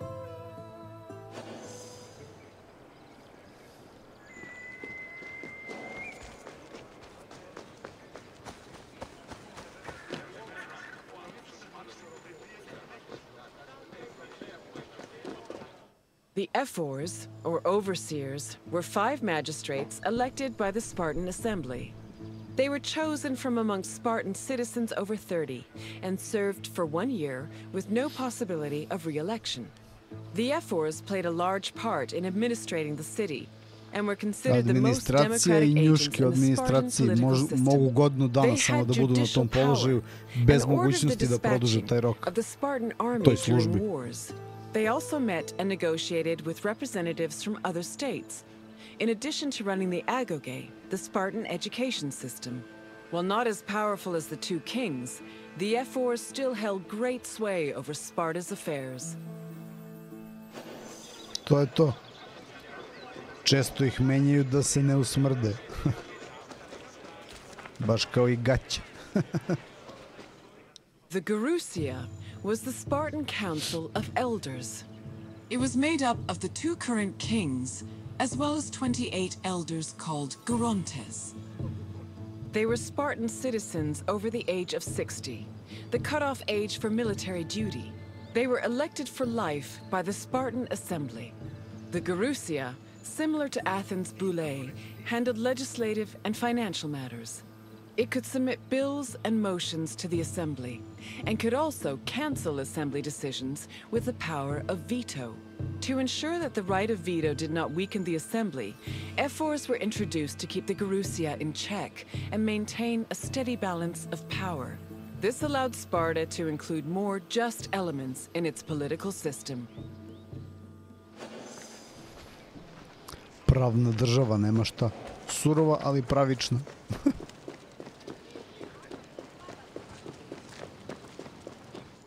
The Spartan Assembly, or the Apella, was made up of Spartan citizens who were over 30 years old. Its exact meeting place remains unknown, but it was presided over by a special member of the ephors called the eponymous ephor. The Apella had limited authority, since any decision it made could be overruled by the Gerousia. But thanks to the efforts of the ephors, it still played an important role in Spartan society. The Apella dealt with topics like foreign affairs, war declarations, peace negotiations, and more. They also elected ephors and Gerousia members, and could both grant political rights to foreigners and remove them from Spartan citizens. Unlike the myriad sources on the functions of the Athenian Assembly, the exact details of the Apella's decision-making process are unknown.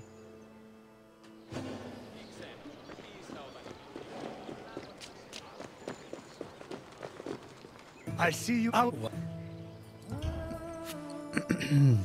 Da vidimo šta imamo dalje ovde. Pa. Demokratija u Atini. Ajmo. Ah, ta čudna reč. Kako je svi drugačije tumače. Pogotovo ovde kod nas.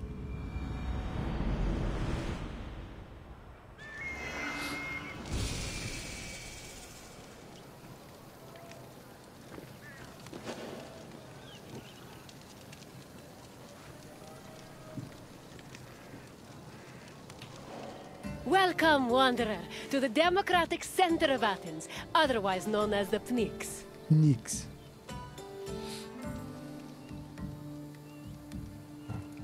The Pnyx was the meeting place of the Athenian Assembly and the physical embodiment of democracy at work. This tour will give you insight into how citizens made decisions and kept the city running. We can talk more when you have finished the tour. The Athenian Assembly was known as the Ecclesia. It met at the Pnyx 40 times a year to discuss various civic matters, and each session usually lasted a few hours. The word Pnyx is believed to mean something close to packed together. Sastanak 40 This was puta probably a godišnji reference građani to the fact that during meetings of the Ecclesia, the location would be filled to its capacity. pitanjima bitnim za državnost, za svakodnevni život. To directly participate in the democratic process. Those over 20 years old had the right to speak and vote, while those over 30 could be elected to the higher position of magistrate. In total, there were approximately 30,000 citizens in Athens in the classical period. To draft and adopt decrees, 6,000 of them had to attend the meeting. Od 30.000 Atinjana, 6.000 je kao moglo da se sastaje ono. To nije mala cifra, jebote, 20%. To je demokratija, kad svako može da kaže šta hoće. What the fuck? Citizens came from all over Attica's 10 districts to attend the meetings of the Ecclesia. The meeting was presided over by an executive council called the Prytanes. Every session began with a sacrifice to Zeus Agoreos, the patron of the assembly. During the meeting, citizens delivered speeches from the Pnyx's platform on whatever issues the city faced. Afterwards, the issue was voted on with a show of hands from the gathered assembly. The Ecclesia made important decisions about subjects like grain importation, expenses, and declarations of war. While they could not directly enact laws, they had a say in appointing Athens' legislators, which gave them a large role in shaping the city's daily operations.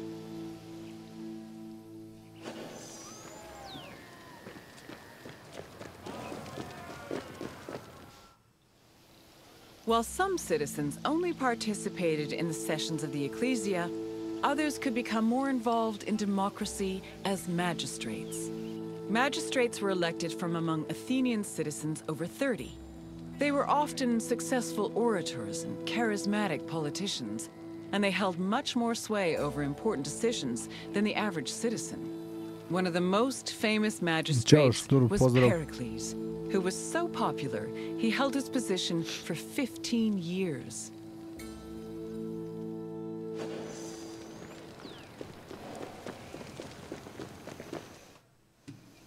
In theory, every Athenian citizen over the age of 20 had the right to participate in the assembly. However, some of them lived far from the city, and others could not financially afford to miss a day of work to attend meetings. For these reasons, the city introduced a special allowance called a misthos ecclesiasticos in the 4th century BCE, meant to encourage participation. Originally, it was 2 obols, but the politician Cleon raised it to 3. Koja fora je da ti pomognu ako ne možeš da dođeš da ipak kao dođeš, onako hoćeš. Athens introduced several innovations that heavily influenced modern society, including theater, architecture, and philosophy. However, their greatest contribution was their democratic government, which introduced the concept of a city ruled by its citizens. The decision to adopt democracy as a government, a choice made in 508 BCE, shaped civilization as we know it, and continues to affect us today. Na ovaj ili onaj način. Kako smo se usrali sa demokratijom kobajagi ovom ovde kod nas. Hello. Very well. Usra smo se, što bi rekli.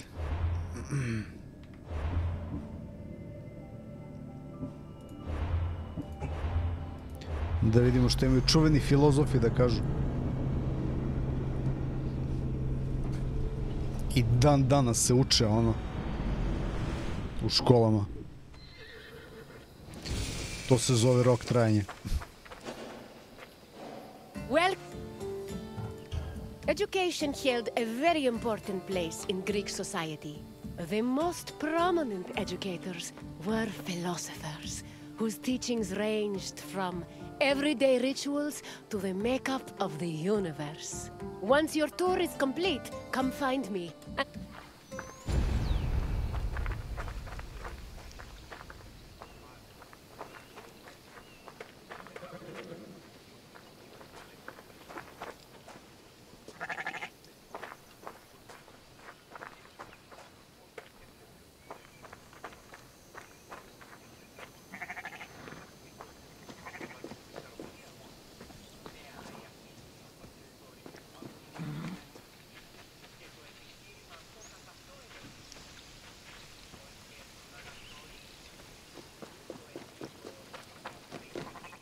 Philosophy comes from the Greek word philosophia, or love of wisdom.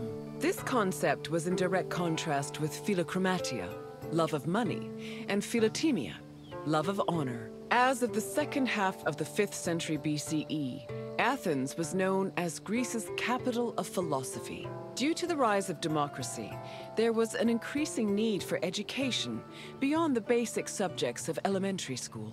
Athenian citizens needed to be able to participate in various functions of the democratic state, such as being elected for office, proposing new laws, engaging in military decisions, or simply defending their rights. Vas pita da li ovo prati i Troju ili nema veze sa tim. U nekom segmentu Troja će, verujem, biti ovde spomenuta, ako ništa drugo, u onom segmentu gde su ratovi i te neke stvari. Tako da ono, vrlo moguće da hoće biti ono. Tu dolazimo posle ovog poglavlja. Znači imamo Art, Religion, ovo, i onda imamo Battles and Wars.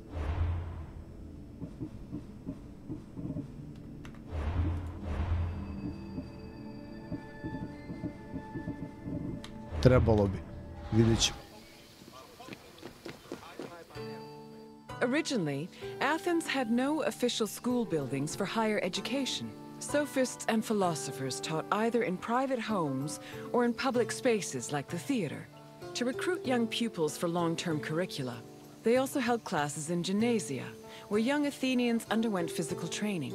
The Cynosarges was a sanctuary to Heracles, located in the south suburb of Athens. At the beginning of the 4th century BCE, Antisthenes used this sanctuary as a teaching spot for his school of philosophy, the aptly named Cynicism. Cynicism.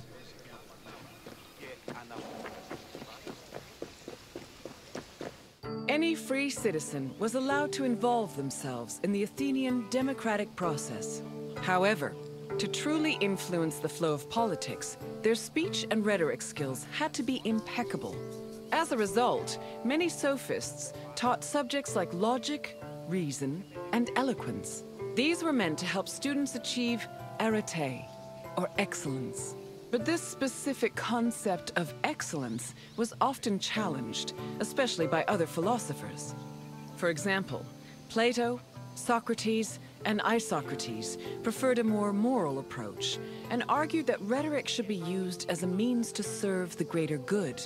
Socrates and Plato went even further, declaring that philosophy and wisdom were not only useful tools, but also ethical virtues.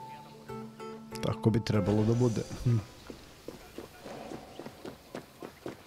Ancient Greek philosophy was multidisciplinary in nature.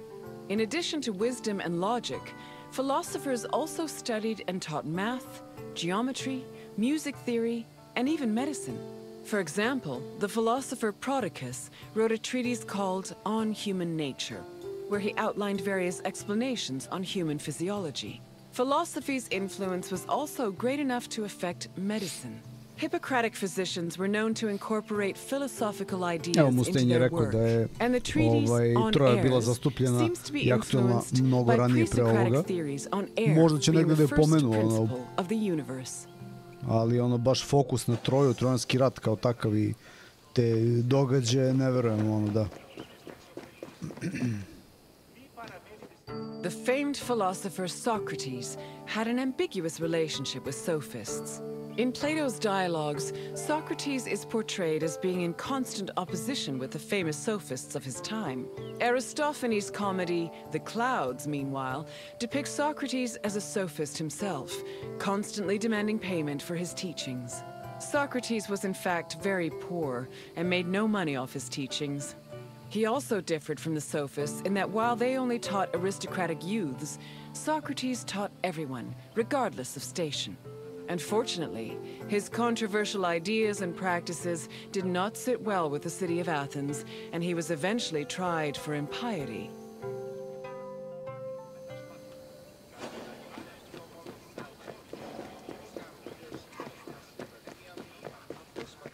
Philosophy was not only a collection of ideas, but a way of life. According to philosopher Pierre Hadot, his ancient counterparts had a daily regime of spiritual exercises to combat their passions, doubts, and illusory beliefs. These exercises included meditation on death, contemplation of nature, or speaking with a friend or mentor. Philosophers also followed specific dress codes and diets. They were also part of a community of masters and students. These communities were created and strengthened in schools. Plato founded such a school in the early 4th century BCE, when he purchased a property in a grove just outside of Athens. The school was designed to groom students into philosopher citizens who could eventually rule the city in a measured and fair manner. It followed its own rules and was open to both male and female disciples. Čoveče, ništa bez škole. I can do this. Ništa bez škole, ljudi. Olimpijske igre, idemo na novo poglavlje.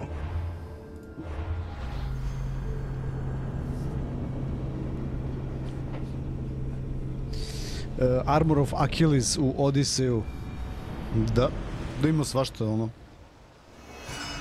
od tih itema, što bi rekli. School of Greece philosophy, da vidimo samo ono.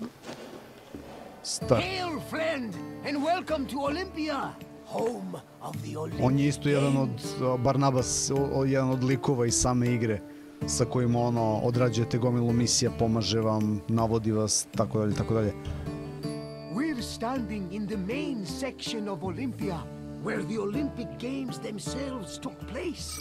Over the course of the festival, athletes competed against each other for prestige and glory to honor themselves and their cities. Enjoy your visit, friend. I'll check in when you're done to make sure you've been paying attention.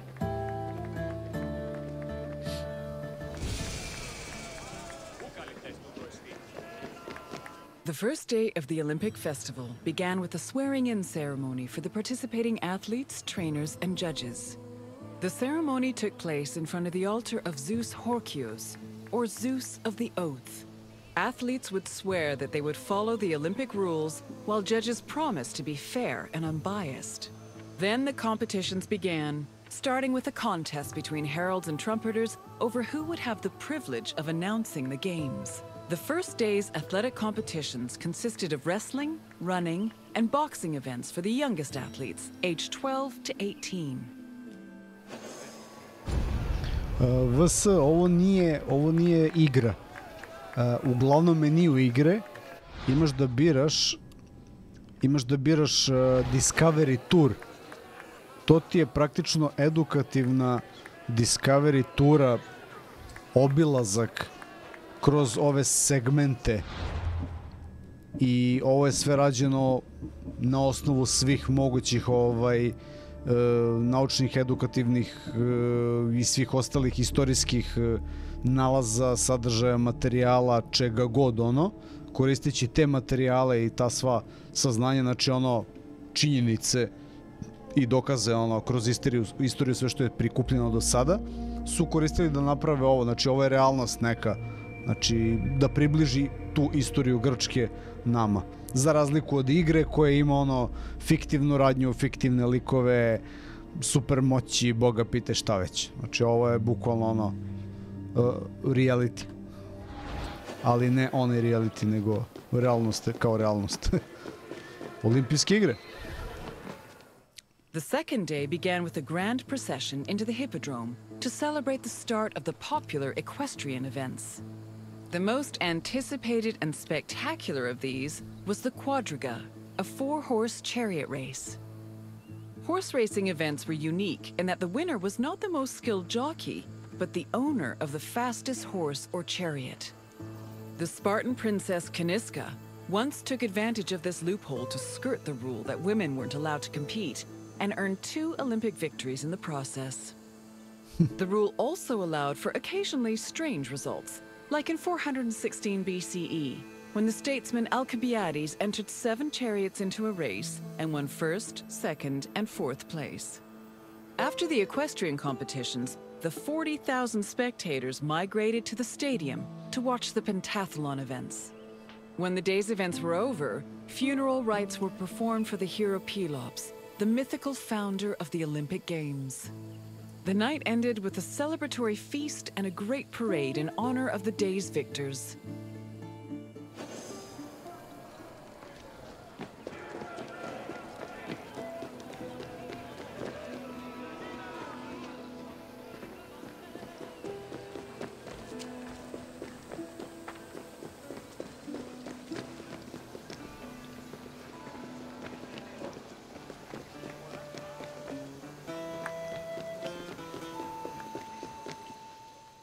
Victory at the Olympic Games was one of the highest honors a mortal could Jeste, dodali su i u prethodnom.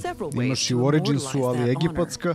To smo streamovali pre nekoliko dana i imaš ovo za grčku istoriju. While others commissioned poets to write them victory odes.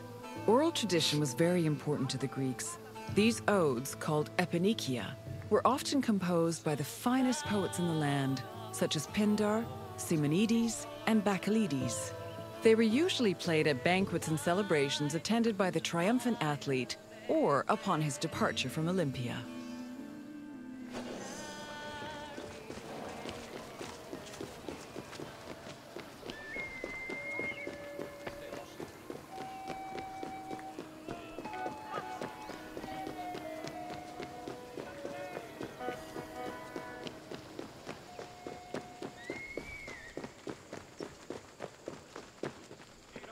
Ovdje isto ima misija se fajtaš s nekim ogromnim bajom. On the second day. As its name implies, it was made up of 5 events: discus throwing, javelin throwing, jumping, racing, and wrestling. There are several differences between the ancient version of events and their contemporary counterparts. For example, ancient long jumpers held weights in their hands to give them momentum to launch, since there was no run-up before the jump. Similarly, if an athlete won the first 3 events, they were immediately declared the winner, instead of being judged by their overall performance in all 5 events. Running events work the same as they do today, with the notable exception of all the athletes being nude. As for wrestling, competitors were not divided by weight class as they are today, but instead by age. The winner was the first to throw his opponent to the ground 3 times. Day 3 started with the most important event of the festival. A procession of Hellenodikai, ambassadors, competitors, and animals made their way to the great altar in front of the Temple of Zeus. The animals were then offered as the official sacrifice of the festival. The afternoon of Day 3 was dedicated to foot racing events. Running was the oldest event of the Games, and in fact was the only event at the first Olympics. Evo, Paladin kaže za Wargaming da daje 14 dana premium za džabe. Ko voli tenkove, vod. The winner was granted the honor of lending his name to the 4-year period between the Games. This period was known as the Olympiad.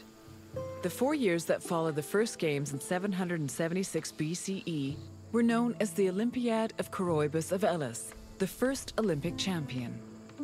Once all the competitions were over, a public banquet was held in the Prytaneon to celebrate the day's victors.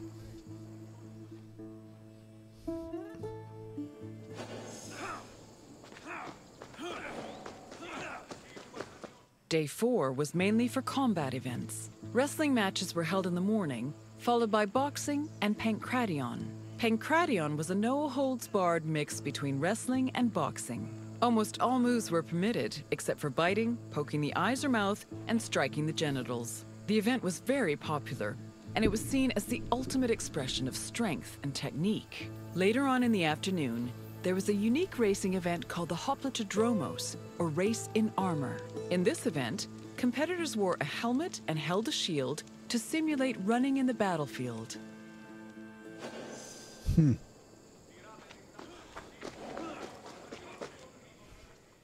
The Hellenodikai, or judges of the Greeks, were both the game's adjudicators and their organizers. They hailed from Elis, the city in charge of the sanctuary of Olympia, and new judges were elected each Olympiad. They had several responsibilities. Before the games started, they decided which athletes would be allowed to compete and supervise their training. They also drew lots to make the competition brackets. During the games themselves, they picked the winners and kept an eye out for foul play. For the latter, they were assisted by stick and whip-wielding umpires who stood near the athletes and punished them if they were caught cheating.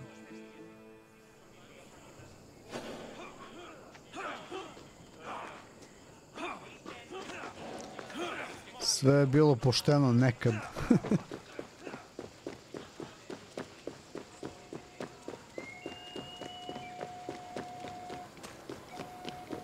Victory in Olympia was one of the most prestigious honors in all of Greece. Not only would victors be showered in glory in their home city, but their names would be known across Greece. The temptation to glory led some athletes to break their oath to Zeus and cheat. This could be dangerous, as there were many possible punishments should cheaters be caught. They could be disqualified and fined, or if they were caught cheating during a match, they would be beaten by nearby umpires. The most powerful deterrent of cheating, however, was shame.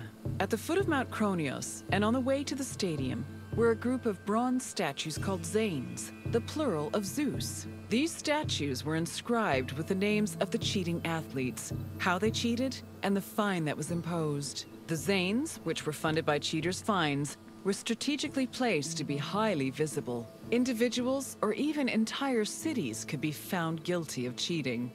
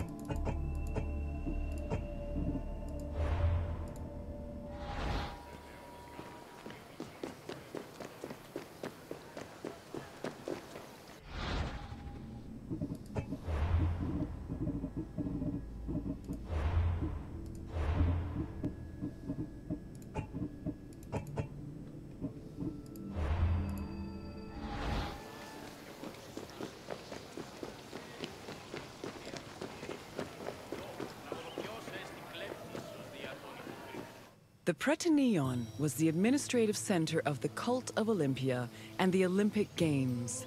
The building housed the sanctuary's priests, as well as the game's officials.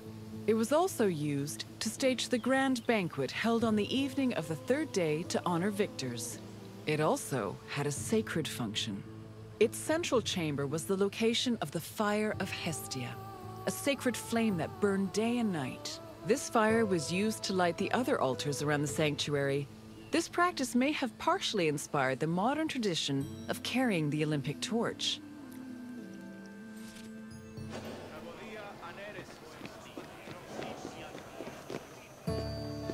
Hello again! With their spectacle.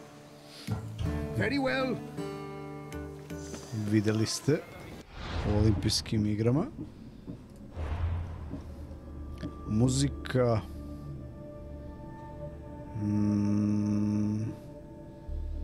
Teatar, Gods and Love. Daj da vidimo, ovo me interesuje. Najviše, poslije ćemo da se vratimo na to ostalo. Da vidimo prvo ove najzanimljivije teme, da ne otegnemo previše stream, pošto je već 2 sata prošlo, već.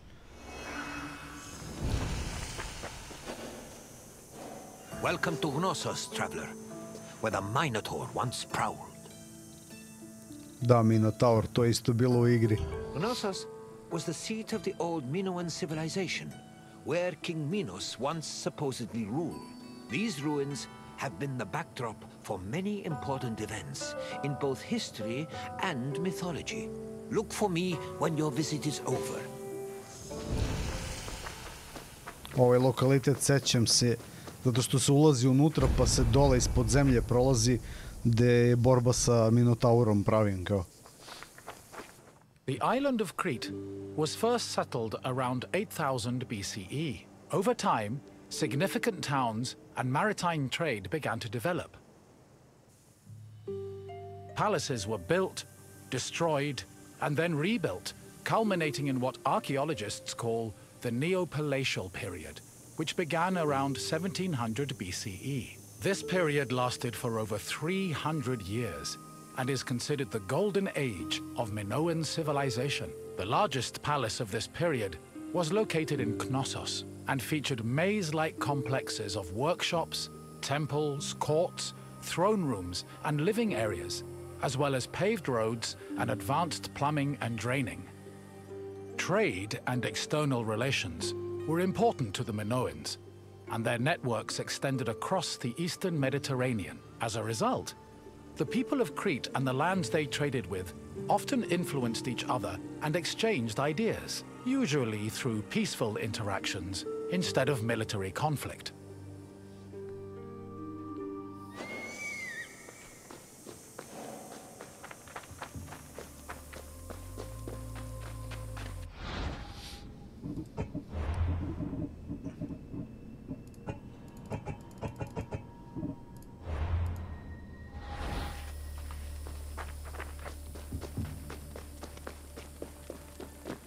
The settlement of Knossos was established as early as the 7th millennium BCE. Today, one of the site's most notable landmarks is the palace ruins, located on the Kafala hill. The ruins are split into 2 phases, the old palace, which has been poorly preserved, and the new palace. The new palace of Knossos had a surface area of approximately 13,000 square meters, making it the largest Minoan palace. Its focal point was a central court, which was probably used for ceremonial activities. The Minoan palace centers collapsed when Crete was overrun and conquered by a Mycenaean invasion from mainland Greece. However, the date of the final destruction of Knossos' palace is still unknown. Da, tu se, tačno ovde se ulazi pa se spušta dole stepeništem. During the new palace phase, the ground floor was dedicated to economic activities and contained large storage rooms. The residential quarters, which notably had toilets, were located southeast of the central court, at the foot of the grand staircase.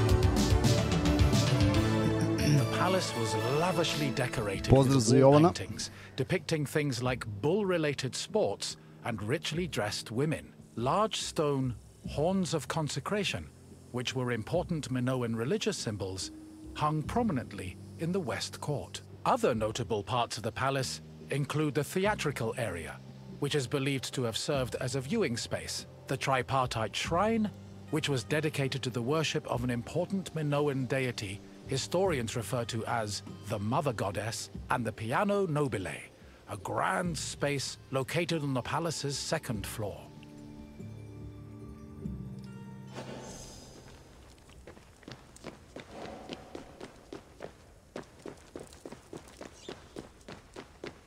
During his trips to Crete, archaeologist Arthur John Evans discovered several ancient tablets. They eventually led him to define the forms of Minoan writing known as Linear A and Linear B. The Minoans used these forms of writing for recording many things, including business transactions. For example, one clay tablet discovered at the Palace of Knossos was inscribed in Linear B script. The tablet detailed the transfer of coriander, often used in the perfume industry, between a man named Kyprios and another person named Twinon. The deciphering of tablets such as these has given historians great insight into many aspects of Minoan culture and society.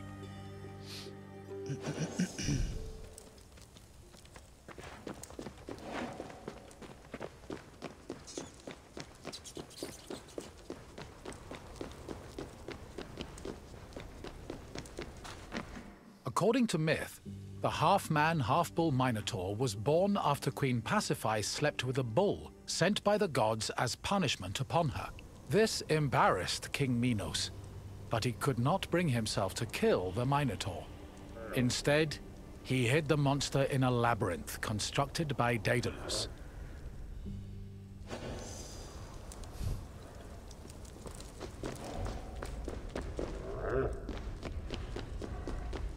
Daedalus was an important figure in Greek mythology, an ingenious inventor.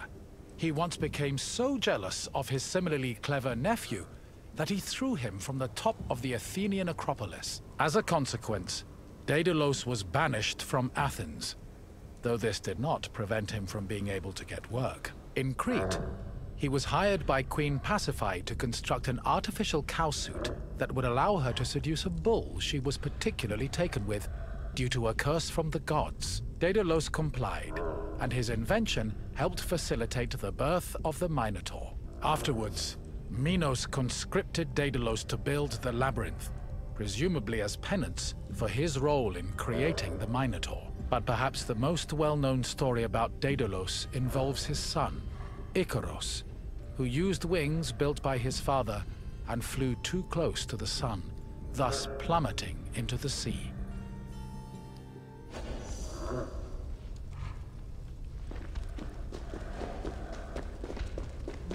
Sometime after the birth of the Minotaur, King Minos' son Androgeos was killed in Athens by the same bull that impregnated his mother. An infuriated Minos demanded that Athens send 7 of their noblest men and 7 of their most virtuous women to Knossos every year. After being carried to Crete aboard a ship with black sails, the men and women would then be cast into the labyrinth to be eaten by the Minotaur.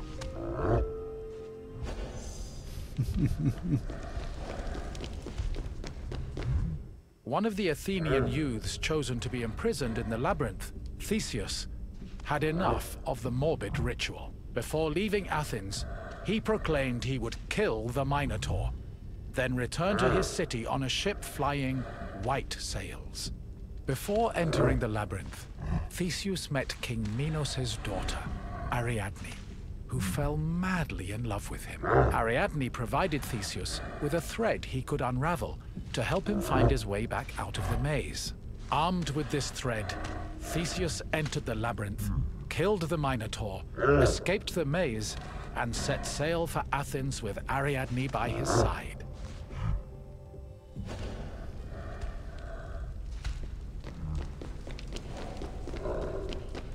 I see you found your way. The Minoans now. Kakav trip, Farewell, trap.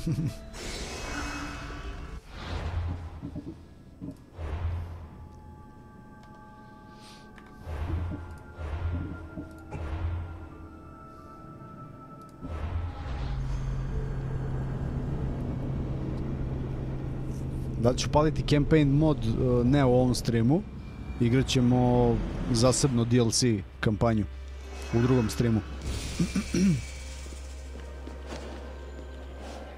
Welcome, visitor, to where Spartan boys become Spartan men.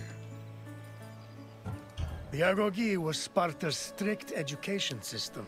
The strenuous regimen took in the young boys and then reshaped them until nothing was left but the strength, intelligence, and resolve of a perfect Spartan citizen. Ćao Bosna, pozdrav za Sarajevo. Your visit has ended, and we will talk further. Until then, visitor.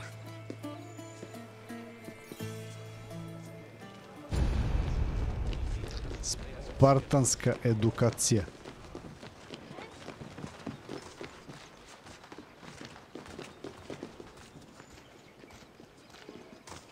Sparta was a Greek city located in the Peloponnese. It differed from other cities of the time in that it had no walls. Sparta originated as 4 neighboring villages: Patane, Limnes, Mizoa, and Cynosura, all of which shared the same political, military, and religious life. After 2 wars with the Messenians, the city's territory expanded even further. By the 5th century BCE, they allegedly controlled almost half of the Peloponnese. Peloponesko poluostrvo.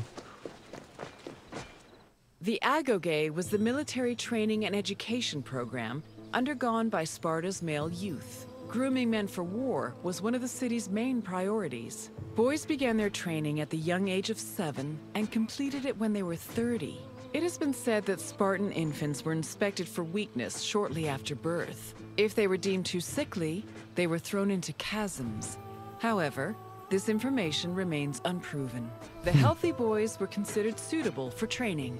When they came of age, they were removed from their families and were placed into service of the state. Their education included subjects like reading, writing, and even music, but was mostly focused on tough military exercises meant to turn the boys into efficient soldiers. The agoge was divided into 3 cycles: one for boys aged 7 to 12, one for adolescents aged 12 to 20, and one for men aged 20 to 30. Each cycle included different exercises for refining the body and mind. Zamislite taj drill.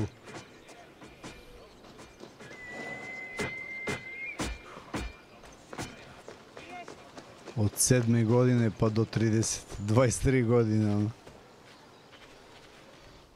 Sparta played a large role in defeating the Persians during the Greco-Persian Wars in the 5th century BCE. They held their king Leonidas's glorious death at the Battle of Thermopylae in particularly high esteem. Because Leonidas was killed in battle, Sparta believed he died a good death and showed incredible bravery, qualities to be held as a model for all Spartans. This idealized bravery was embedded in the city's collective memory and was the main quality people strove for in the agoge.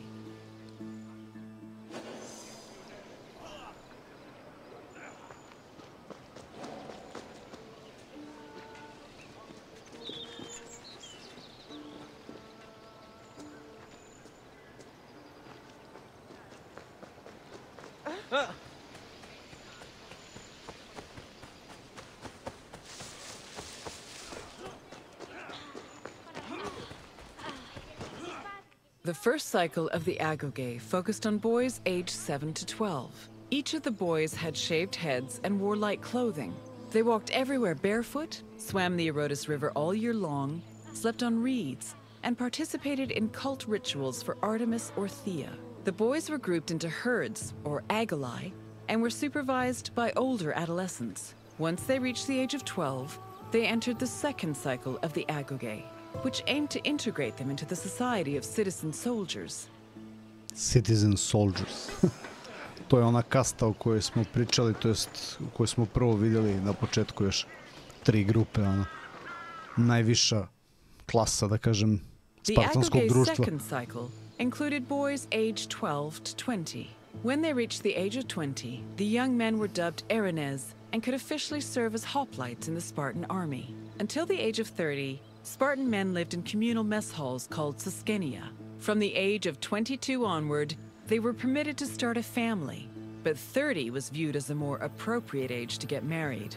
Spartan men served in the military until they turned 60, when they were designated as elders, or gerontes. However, many were known to continue serving anyway, such as King Archimedes III, who fought in the army until he was killed in battle at the age of 62. 60 godina, tada je bila umetnost dostići taj životni vek od 60 godina, ono. All adult male Spartans participated in communal meals called syssitia. The attending Spartans contributed different kinds of food on a monthly basis, in addition to a small sum of money to pay for meat. Each man was entitled to one portion of a meal, with the exception of the kings, who received 2 portions. Syssitia attendance was mandatory for every Spartan fortunate enough to be part of the group. The meals had great political significance. According to Xenophon and Plutarch, the syssitia was designed to foster a sense of equality between citizens. It also demonstrated the self-restraint and moderation of Spartan society. But in reality, the syssitia only increased the differentiation between the rich and the poor. Those who could not afford to contribute to the communal food not only missed their meals, but also lost their right of citizenship. To majski, to. Nema frke sa budžetom za penzije. Your tour has ended. As you have seen, the eroge was not for the weak or faint of heart, but it did its job in producing skilled warriors and shrewd citizens. What else would you like? Safe travels,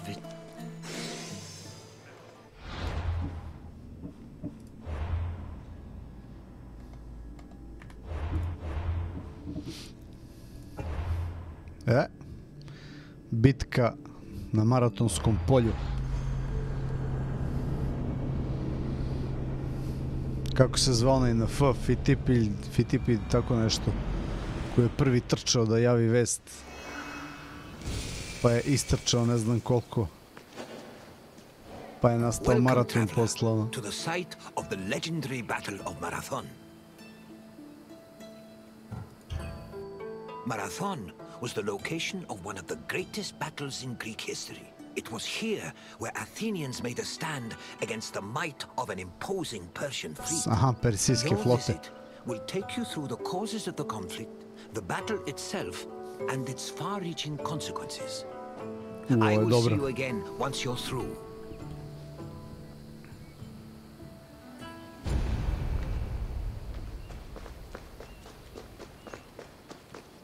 Kakav dobar trip, čovječ. Ovo za školu dušu dalo stvarno, ono.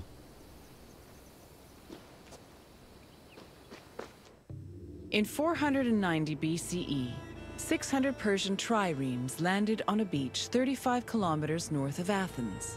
Standing in their way were 11,000 hoplites led by the prestigious Athenian general Miltiades.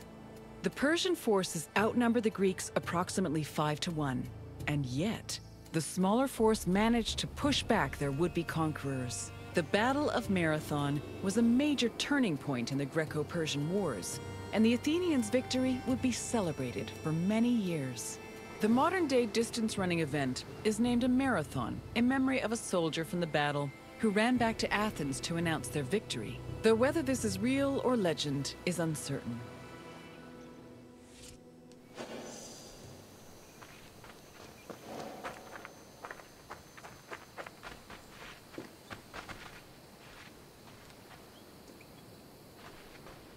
The Persians wanted to invade Greece in part due to its rich silver mines.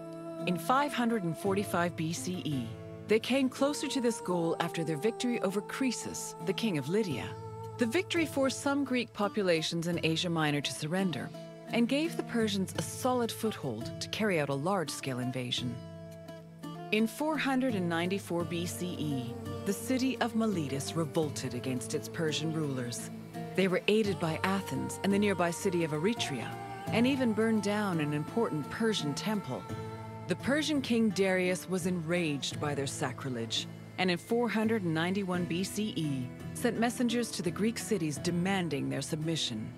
Athens and Sparta killed the Persian messengers, goading This Darius is to Sparta. invade. To je taj moment The u filmu. Persians began their attacks, first capturing the city of Naxos and enslaving its inhabitants, then taking the city of Eretria. Filled with confidence from their string of victories, the Persians set their sights on Athens.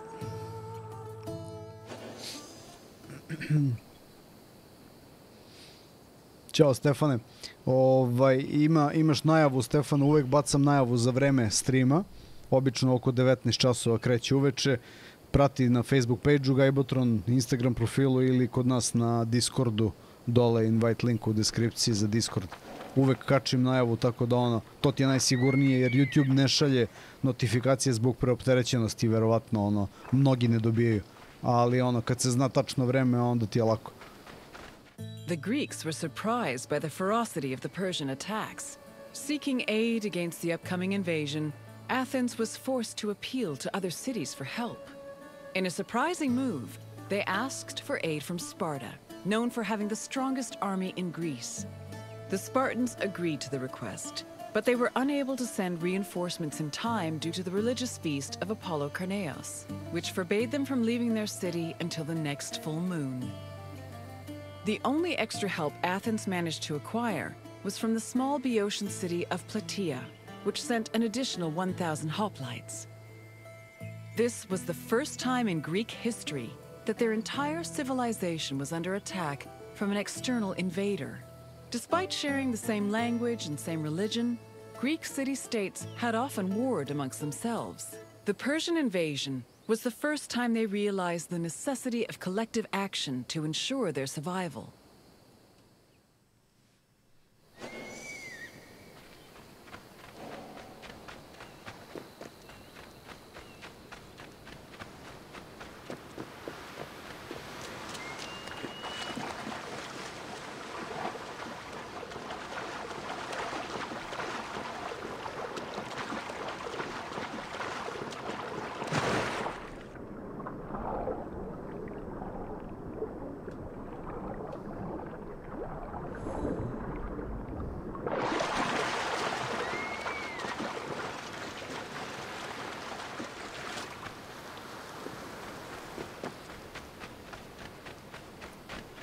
The Persian fleet originally planned to land at the port of Phaleron. However, the exiled Athenian tyrant Hippias, who sided with the Persians, advised them to land at Marathon instead, where it would be easier to deploy cavalry. The Athenians were unaware of the Persian battle plans and left Marathon undefended. This allowed the Persians to quietly set up camp on the beach, while Athens scrambled to mount a defense. To je to. Domaći izdajnici uvek odrade posao. The Persians' overwhelming numerical superiority forced the Athenians to get creative with their defensive strategy. The city sent 10,000 hoplites, along with the extra 1,000 Plataean reinforcements, to a hill located above the Persian encampment. Once in position, Athenians had to decide whether to wait for the Persians to attack or to strike them first. Athens' strategists believed the former option was better, but the general Miltiades believed a first strike was more advantageous, as the Persians had their backs to the sea. In the end, Miltiades' opinion prevailed, and the Greeks made their move.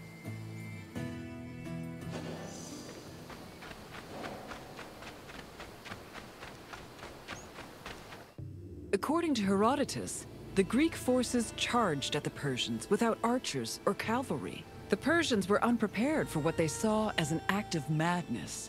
While they were able to hold the Greeks back at first, they were eventually pushed back to their ships and forced to retreat. The Persians suffered heavy losses during the battle, with approximately 6,400 casualties. The Athenians, on the other hand, only lost 192 soldiers. Koja je ovo verovatnoća, evo da se ovako izdešava sve, neverovatno. The victory at Marathon was considered miraculous. The Greeks attributed this miracle to the appearance of legendary heroes who they allegedly saw return from the dead to fight at their side in defense of the city.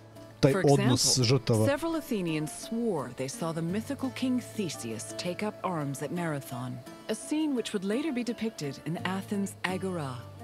Similarly, some hoplites attested that Heracles appeared at Marathon, clad in his lion's skin and wielding a club. The supposed appearance of these heroes helped elevate the Battle of Marathon to a legendary status among the Greek people.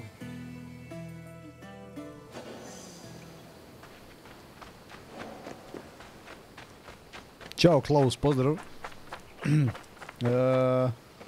Kaže Paladin ovo za... Pa u principu da, 19 časova, kažem, stavljam najavu, ali sada u vreme ove izolacije i ovih restriktivnih mera kad smo svi kod kuće, nema potrebe da krećem posle, zato što svi su kod kuće manje više, 7 sati je bez problema, ono, svi su već tu u 7. Tako da u 7 počinjem, samim tim ono može i ranije da se završi, osim ako se ne produži kao sinoć, to je ono vanredno već bilo juče, zašto sam hteo da završim Doom. Ali da, 19 časova sad dok traje ova situacija je fiksno, ono, uglavnom. Ali opet i pored toga bacam najave uvek, baš zato što ljudi prate, ono, volim da potvrdim, da stavim najavu. Isto tako ako otkažem stream zbog bilo čega i to najavim, ono, minimum ono sat vremena ranije, da ljudi znaju da neće iz nekog razloga biti stream i tako dalje, tako dalje. Zato je dobro pratiti ono. After the Persians fled Marathon, they tried to invade Athens by way of the Bay of Phaleron. However, this gave the Athenians time to return to their city and mount a proper defense. Fearing further losses, the admiral of the Persian fleet called off their attack, and the Persians returned to their empire. Darius was furious at the campaign's failure and decided to seek vengeance in a retaliatory expedition from both land and sea. Meanwhile, Sparta begrudgingly congratulated Athens on their victory.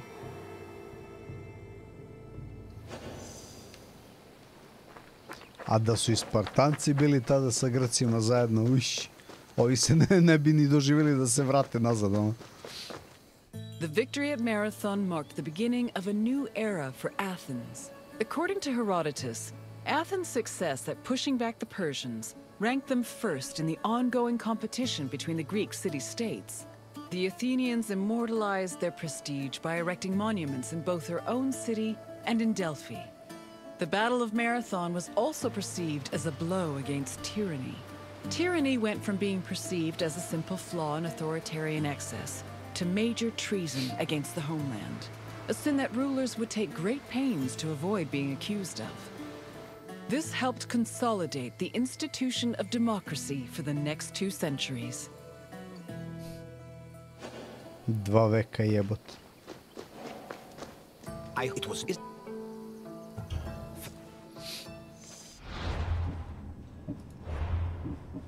Termopilski klanac.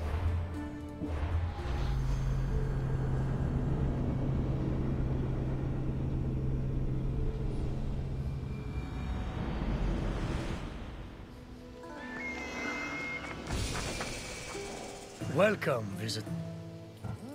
Thermopylae was where a courageous group of Spartans stood amongst other Greek soldiers and held off the forces of King Xerxes, the Persian. When you're done, find me and we'll speak more. Ovo ima u igri isto ono par questova žešćih.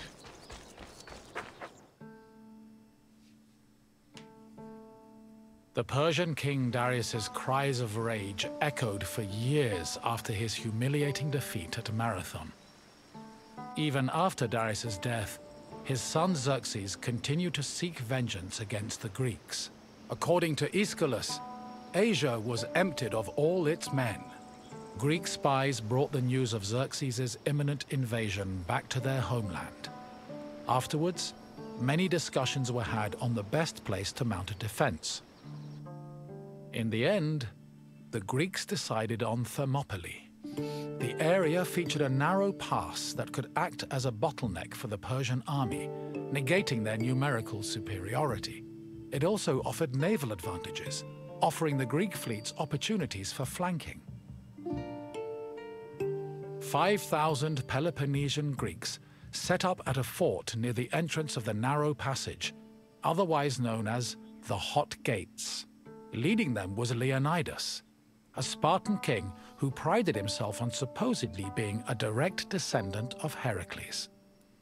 Leonidas was accompanied by several elite soldiers who together made up the famous 300 Spartans.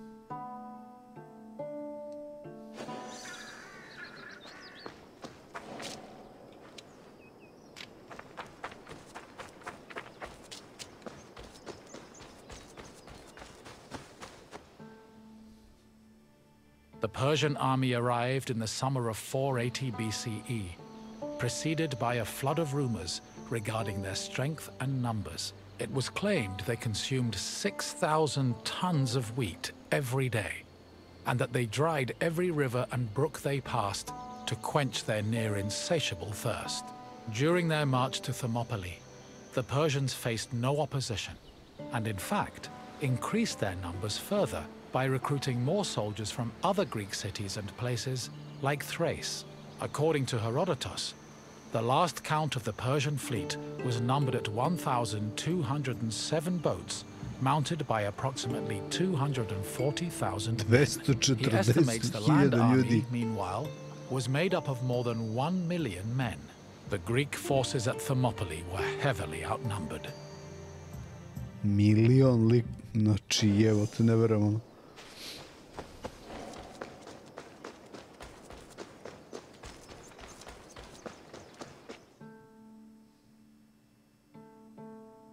Xerxes believed that at the sight of his massive army, the Greeks at Thermopylae would flee in terror.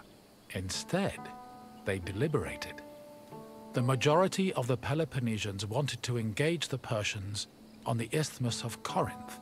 Leonidas, meanwhile, believed it was wiser to stay put in Thermopylae. While the Greek forces debated, a Persian horseman was sent to spy on the enemy. He returned to Xerxes with surprising news. Not only were the Greeks not fleeing, but the Spartans guarding the fort were exercising and combing their hair. A far cry from the fearful soldiers Xerxes expected. To increase the pressure on the Greeks, Xerxes waited 4 more days, then attacked on the 5th. The Persians faced heavy resistance and suffered many losses, and Herodotus says Xerxes leaped 3 times from his chair, seized with fear for his army. The following day proved to be just as difficult for the Persian forces, and the Greeks continued to stand their ground.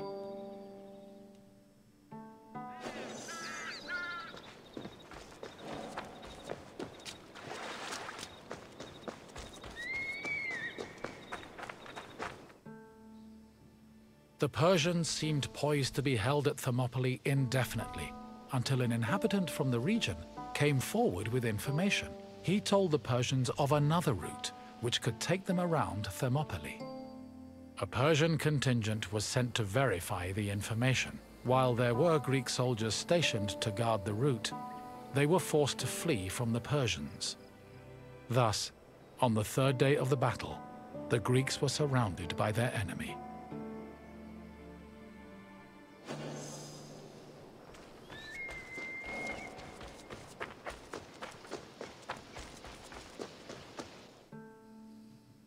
With the Persians both in front of and behind them, the Greek forces at Thermopylae realized they had 2 choices: flee to live another day, or stand and fight till their last breath. Most of the Greeks chose the former option, but some stayed, including Leonidas and his 300 Spartans. For the Spartans, dying a glorious death was one of the highest honors they could achieve. The few members of Leonidas's Spartans who did not participate in the last stand at Thermopylae felt that they had missed an opportunity for honor and either committed suicide or continued living under the mockery and disgust of their fellow citizens. The Spartans' last stand was not only for glory, though. Had they not held off the Persians, the Greeks' retreating forces would probably have been cut down by enemy horsemen. Da, stvarno je sve dobro prikazano u ovom filmu 300. Ko nije gledao, vjerojatno ste svi gledali. On the morning of the third day, King Xerxes was assured of his victory. However, that victory did not come easy. King Leonidas himself fell in battle, and a furious fight broke out around his body. The Spartans fought to the last man, and when they had all been slain, Leonidas's body was brought before Xerxes. According to Herodotus, Persians usually honored the most courageous warriors, even if they were enemies. However, Xerxes was so consumed by rage at the Spartans' resistance that instead he cut off Leonidas's head and ordered it impaled on a stake. A statue of a lion was later erected on the hill of the Spartans' last stand in honor of Leonidas's bravery.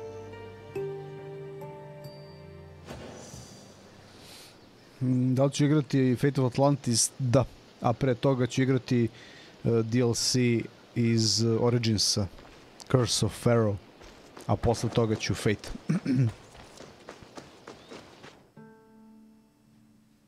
Though they were victorious, the Battle of Thermopylae shook the morale of the Persian army. They had lost thousands of men, while Greek casualties only numbered in the hundreds, and due to the sacrifice of the Spartans, the rest of the Greek army had been able to successfully retreat and regroup. As a result, even as Xerxes set up camp at the foot of Athens' Acropolis, ready to get revenge for his father's humiliating defeat at Marathon, the Persians were more anxious than confident. They were more aware than ever that the Greeks did not fear them and were ready to die defending their land.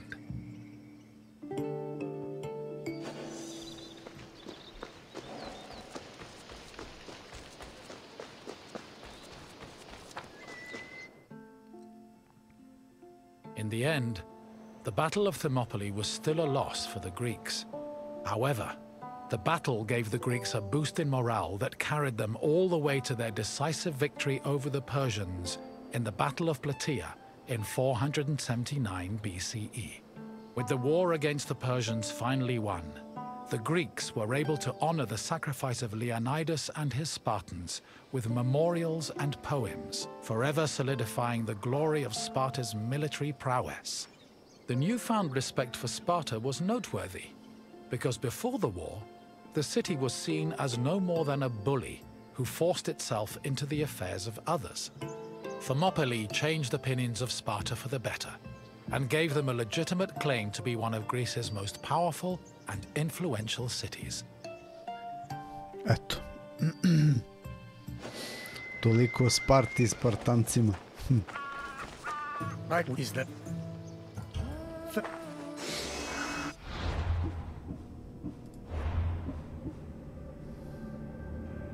Imamo još dve bitke ove.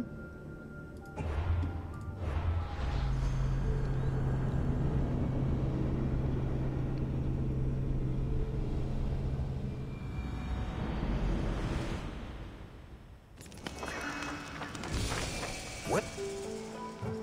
The two generals, the Athenian Cleon and the Spartan Brasidas, fought for this land in an effort to control the resources it provided. In the end, though, neither got what they wanted. Look for me when you finish your visit, and we can speak of what you've learned. The land that would come to be known as Amphipolis was originally part of Thrace, a region inhabited by formidable Thrace, to je Trakija, semi-nomadic valjda. horsemen. Jel? Thrace was rich in gold and silver mines. It was surrounded by lush forests, making it very attractive to outside parties like Greece and Persia. By 513 BCE, Persia had managed to conquer much of Thrace. But after their defeat in 479 BCE, Athens made a play for the land. They conquered the nearby island of Thasos in 465 BCE. But the military prowess of the Thracian Stevie, riders pozdrav. kept them out of the country's interior.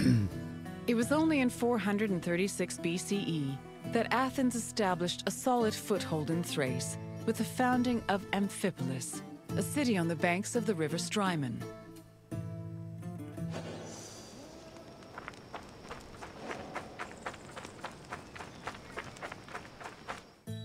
During the Peloponnesian War, the Spartan general Brasidas sought a way to subvert Athenian power across the Greek world. He set his sights on capturing the coast of Thrace, hoping to seize the resources the area provided. Brasidas knew that many of the Greeks living in Thrace hated the greed and brutality of their Athenian neighbors and decided to take advantage of the situation. He set off on an expedition to Amphipolis, accompanied by 1,000 hoplites and 700 helots, and arrived before the city in the winter of 424 BCE. At Amphipolis' ramparts, Brasidas announced that he preferred to take the city peacefully and promised to allow safe passage to any inhabitants who wished to leave, in addition to sparing those who wanted to cooperate. This proposal was well received by the city's residents, and he was able to capture Amphipolis without striking a single blow.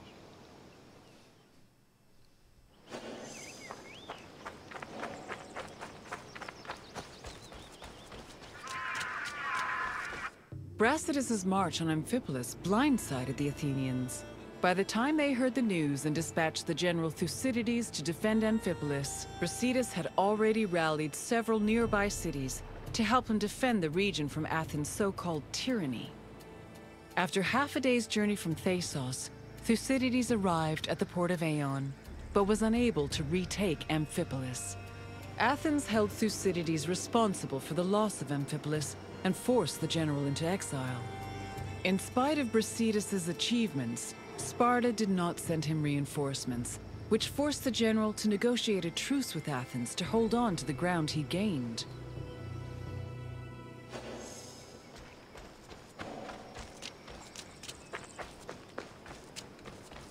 The matter of how to deal with Amphipolis divided Athens. The politician Nicias, as well as the city of Sparta, hoped that peace could be negotiated. However, the popular Athenian statesman and general Cleon wanted to continue fighting the war. Indecision continued until 422 BCE, when Cleon was elected as one of Athens' strategists. This decision made it clear that the city's people were in favor of war. The truce was ended, and Cleon began his journey to Amphipolis, retaking small towns that had been conquered by Brasidas along the way. On arriving at the port of Aeon, Cleon requested troops from the king of Macedonia. He also hired several Thracian mercenaries to bolster his force's numbers. Afterwards, all Cleon could do was wait for the remainder of his reinforcements.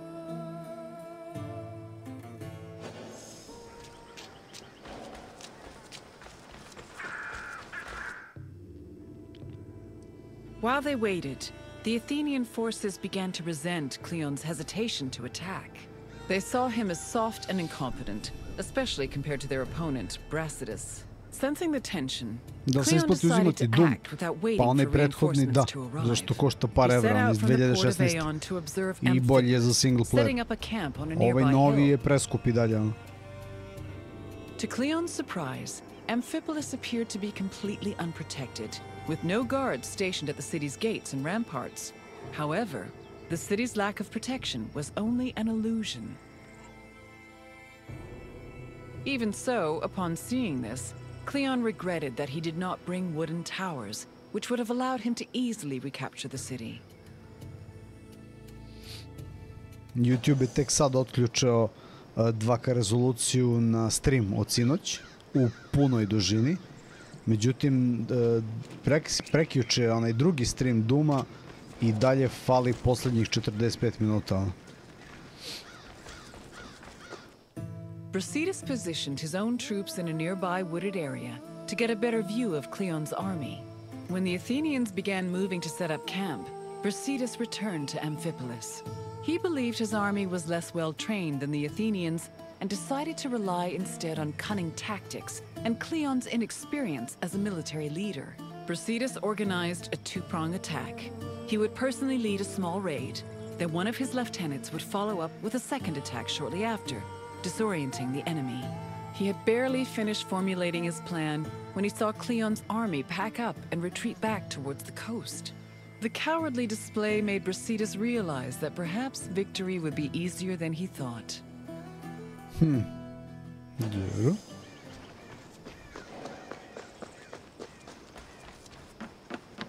Da vidimo šta se desilo nakon toga. Da li su se stvarno povukli ili nisu? After seeing Brasidas' troops return to Amphipolis, Cleon decided to fall back to the port of Aeon and once again wait for reinforcements. Unfortunately, his exact orders were confusing and contradictory, which left the Athenian forces in disarray. Brasidas took advantage of this confusion and began his attack. Cleon's forces panicked, which made them easy prey for the Spartans. 600 Athenians were killed, while the Spartans only lost 7 men. Cleon's remaining forces took refuge in Aeon, where the bodies of their comrades were eventually returned to them, though only after being stripped of their weapons.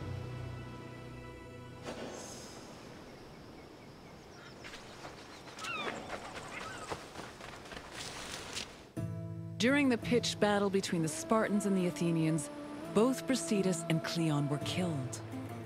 The reports of their respective deaths reflect how they were perceived as military leaders. We know almost nothing about Cleon's death, other than that he was killed by a Thracian soldier. Brasidas, meanwhile, survived long enough to be taken back to Amphipolis, where he was informed of his victory. He was buried inside the city, which was considered an honor bestowed only upon heroes, and was celebrated as the true founder of Amphipolis.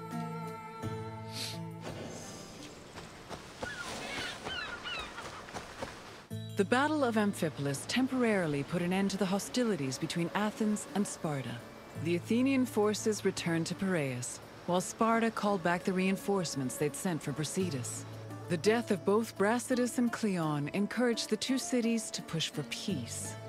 The negotiations took time, but Sparta and Athens eventually agreed to return to the way things were before the Peloponnesian War. The resulting treaty became popularly known as the Peace of Nicias.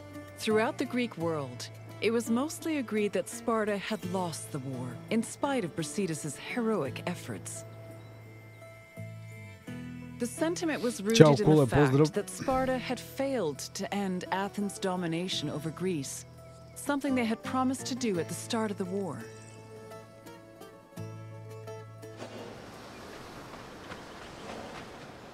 The battle of it now.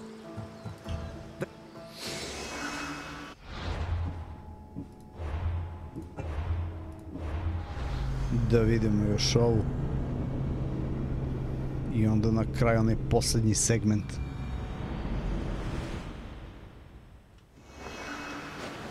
Welcome to The Peloponnesian War was a great conflict between rivals Sparta and Athens.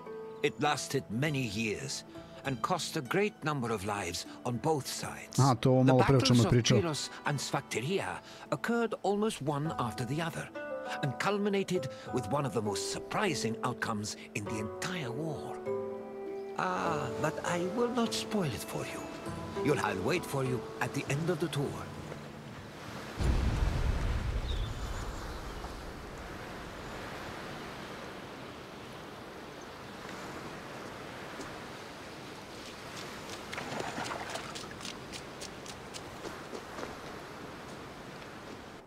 Since 431 BCE, the Peloponnesian War had been raging between Athens, Sparta, and their allies, with neither side gaining much ground. But in 425 BCE, an Athenian general named Demosthenes changed that. After a storm forced his fleet to stop in Pylos, Demosthenes realized a military presence in the area would give them an advantage against Sparta. Unfortunately, the fleet strategists did not believe him, and left Demosthenes in Pylos with 5 triremes and 1,000 men. The Spartans, meanwhile, were too busy celebrating a religious festival to notice the enemy on their doorstep.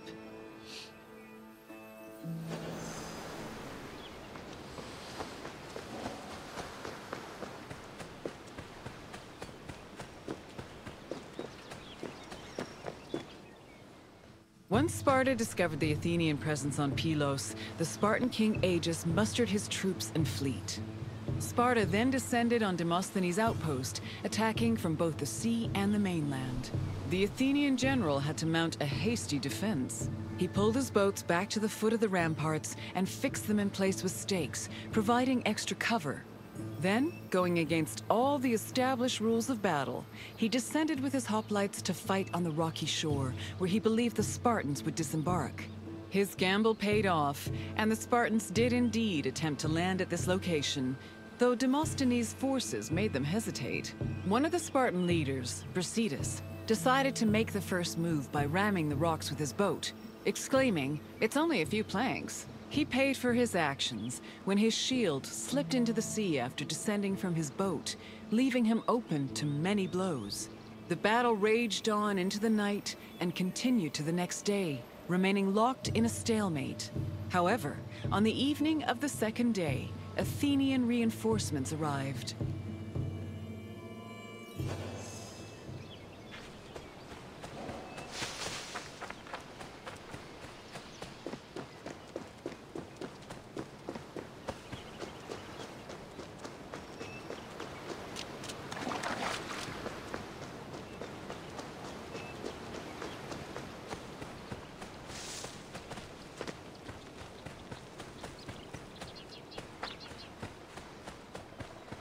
The sudden arrival of the Athenian fleet stacked the odds in Athens' favor. The fleet decided to hold off their attack until the next day, when they swarmed the Spartan ships. They successfully captured 5 enemy ships and damaged many others, cutting off access to the nearby island of Sphacteria. Then, to add insult to injury, the Athenians raised a stake hung with weapons they'd captured from the Spartans, including the shield of Brasidas.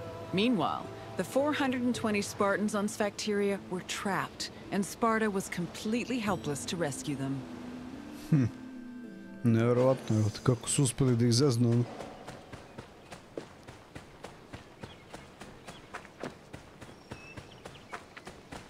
With 420 of their men trapped on Sphacteria, Sparta needed to reevaluate their position. The Spartans on the island were essentially the Athenians' hostages, and Sparta could not move to rescue or resupply them without putting their lives in danger. In an effort to save the trapped soldiers, the Spartan leadership negotiated an immediate truce with the Athenian strategists. Sparta agreed to hold back its fleet and halt their attacks on Pylos, and in return, the Athenians permitted them to send supplies to their men. In the meantime, Sparta sent ambassadors to Athens to try and negotiate a better deal. The hasty truce greatly humiliated Sparta, as they were forced to recognize just how helpless their infantry was in the face of an Athenian fleet.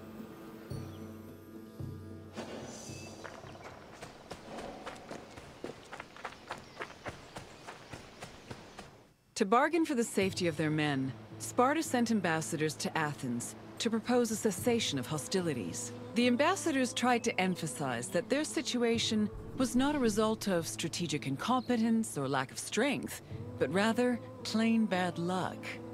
According to them, the Spartans on Sphacteria did not deserve to suffer further, because they were trapped through no fault of their own.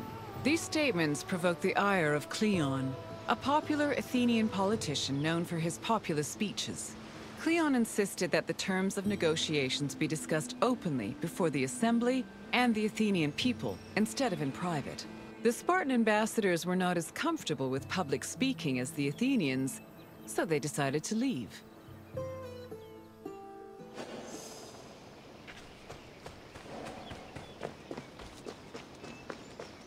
Following the failed attempts of the Spartan ambassadors, hostilities resumed. Back in Athens, Cleon took matters into his own hands. After being elected general, or strategos, he left to join the ongoing battle, accompanied by javelin-armed infantry and archers. With renewed strength and numbers, the Athenians landed on Sphacteria and engaged their enemy. The battle was hard-fought, but they eventually managed to surround the remaining Spartans. It was then that Cleon invited the Spartans to surrender, as he hoped to return to Athens with prisoners. The Spartans were exhausted after spending 72 days on the island, so they accepted Cleon's offer and laid down their arms. A Spartan capitulation had previously been unheard of, and the news of their surrender echoed throughout Greece like thunder. Da, resursi šta čine, ono. The Spartans' capitulation completely changed the course of the Peloponnesian War. Athens used their new prisoners of war as leverage and threatened to execute them if Sparta ever returned to pillage their lands. This gave the Athenians the freedom to conduct their own raids, which were aided further by their eventual seizing of the island of Kythera. Sparta tried to negotiate for peace, but were unsuccessful. Cleon, meanwhile, was emboldened by his victory and continued to gain popularity with the Athenian people. Popularity that translated to power.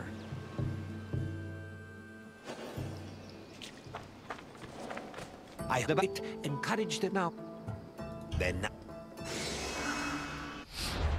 Da vidimo poslednje poglavlje šta kaže. Slavni gradovi. Akropolis Atinski, Misenea, Gods of Olympia, Agora of Athens, Oracle of Delphi, Piraeus, Sanctuary of... Aha, dobro. Ajde vidimo. I ovo je, da kažem, poslednja grupa ovih lokacija.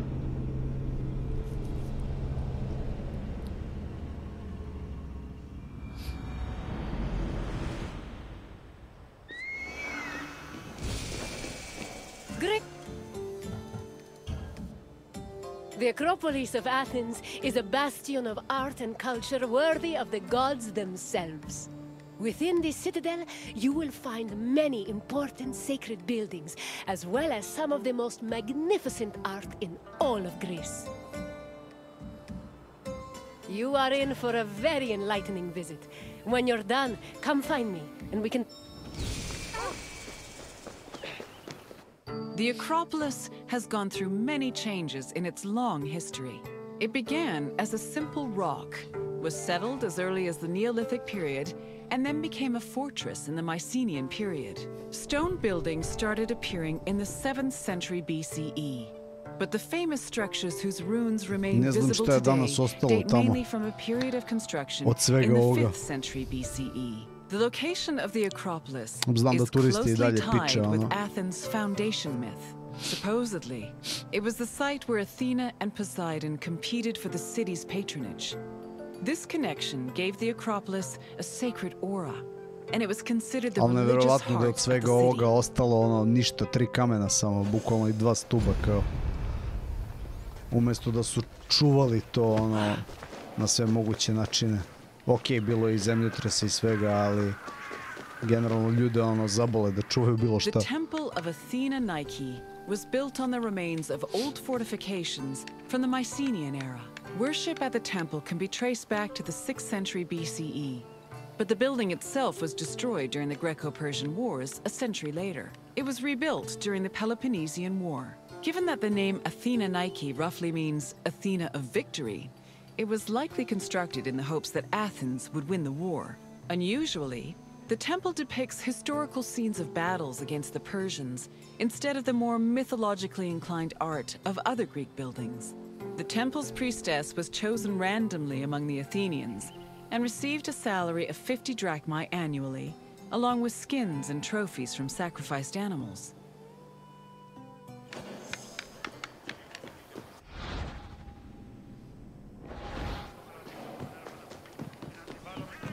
The Acropolis was built up over a long period, due in no small part to its partial destruction during the Greco-Persian Wars. It was in the 5th century BCE, though, that the Acropolis received its most significant improvements. This period was an extremely prosperous time for Athens, both financially and culturally. With a booming economy bolstered by trade and the Lavrion silver mines, Pericles, the leader of Athens, financed a huge project to rebuild the citadel. He enlisted the help of renowned artists, like the sculptor Phidias, as well as the architects Iktinos and Callicrates. Together, they erected buildings like the Parthenon and the Propylaea Gateway. Pericles' goal was to make the Acropolis into a glorious monument to the gods and to mortal Athenians. Da.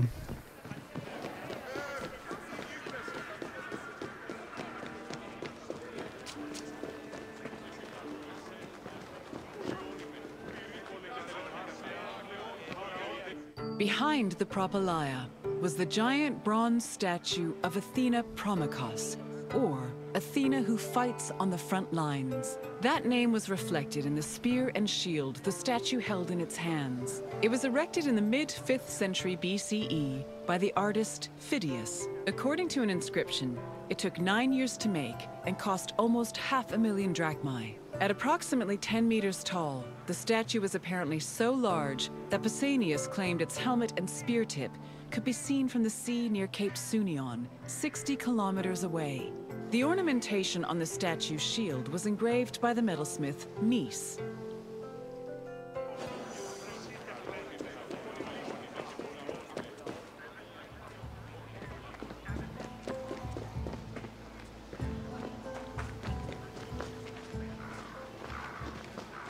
The Eraphoroi were young girls between the ages of 7 and 11 who were in charge of special rites. A list of 4 girls. The girls lived. O njima. Djeca.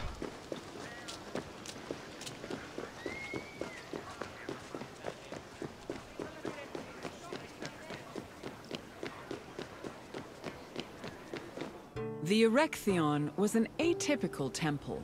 It was dedicated not only to Athena Polias, but also to Kekrops, the mythical founder of Athens. The eastern part housed a statue dedicated to Athena. Under the temple was a crypt that was said to contain the sacred snakes of Athena. The snakes may have had a sweet tooth because the priestesses of Athena allegedly fed them honey cakes.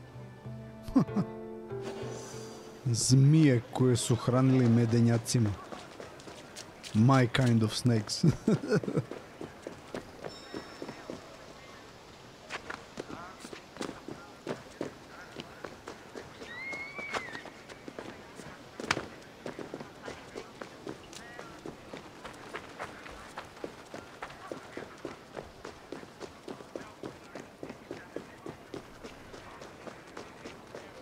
The Parthenon is one of the most well-known buildings in the world and an enduring symbol of ancient Greek civilization.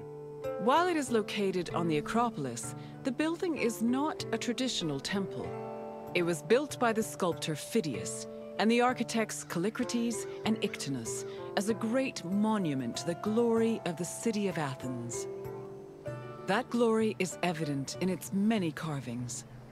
One of the most carved monuments in Greek architecture, the Parthenon's decorations depict several mythological scenes.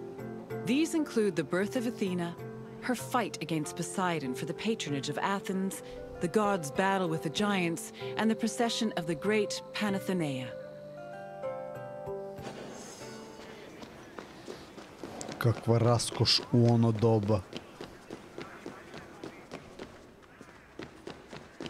The Parthenon's inner chamber, or cella, contained a massive statue of Athena that was considered to be one of the sculptor Phidias's greatest masterpieces. The statue was chryselephantine, a combination of gold and ivory. To justify the steep cost of its construction, Pericles told Athenians that the statue was a gold reserve, which could be disassembled in times of economic distress. The cella also allegedly contained a pool, whose main purpose was to control the room's humidity, which helped preserve the statue's ivory. Jebote, koji detalji, koja ludnica.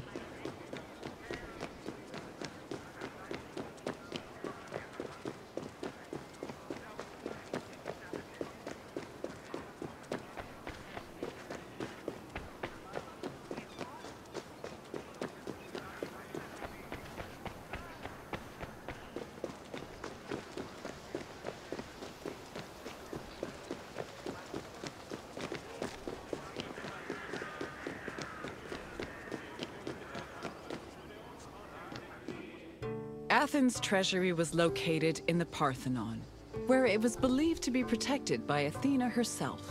The treasury contained objects of great value, acquired from different conquests, as well as a mass of minted silver coins and various offerings to Athena. Pericles also decided to move the entirety of the Delian League's treasure to the Parthenon in 454 BCE. This was a great testament to Athens' power over the rest of Greece. The riches were divided into two parts, the Demosia, which belonged to the city, and the Hiera Cremata, which was dedicated to the goddess and only used for religious purposes. A gde je tu narod?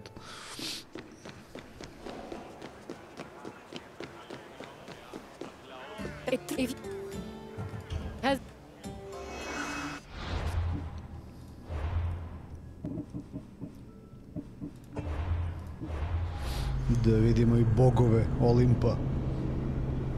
To ne možemo da preskočimo nikako, ono.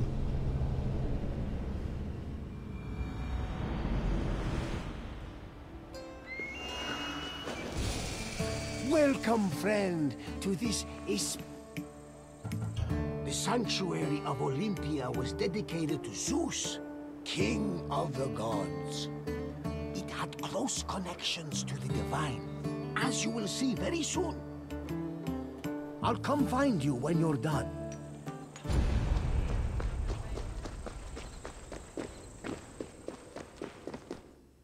This workshop was built for the renowned sculptor Phidias after his work on the Acropolis of Athens.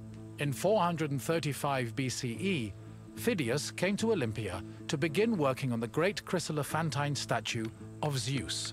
He died 5 years later, shortly after completing his masterpiece. This grand statue would become one of the 7 wonders of the ancient world. Phidias's workshop was located right next to the Temple of Zeus. Its structure has been well preserved, mostly owing to its conversion to a church in the 5th century CE.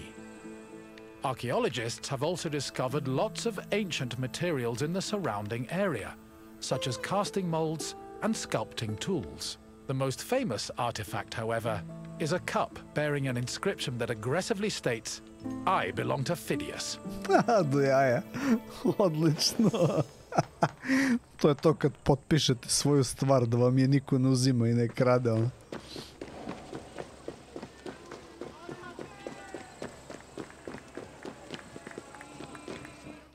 On the 5th and final day of the Olympic Games, victors attended a ceremony where they were crowned with olive wreaths and showered in flowers.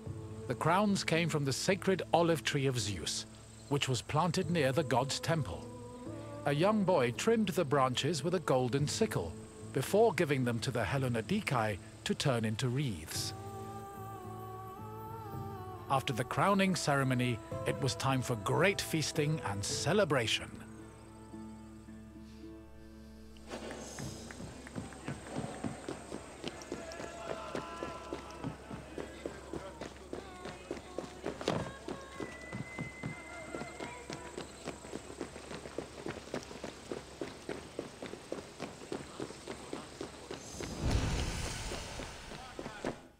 Pelops was both a legendary Greek hero and the mythical founder of the Olympic Games. According to legend, Pelops fell in love with the beautiful Hippodamia. Her father, Oenomaus, the king of Pisa, disapproved of their union. Having once heard a prophecy that he would be killed by his son-in-law, Oenomaus was known to challenge his daughter's suitors to chariot races, killing them when he won. Still, Pelops was determined to win Hippodamia's heart. Before the race, he enlisted the help of Poseidon, who gave him a golden chariot with 4 winged horses. Pelops was able to win both the race and the hand of his beloved, while Oenomaus was dragged to death by his horses. The start of this famous race was depicted on the eastern pediment of the Temple of Zeus.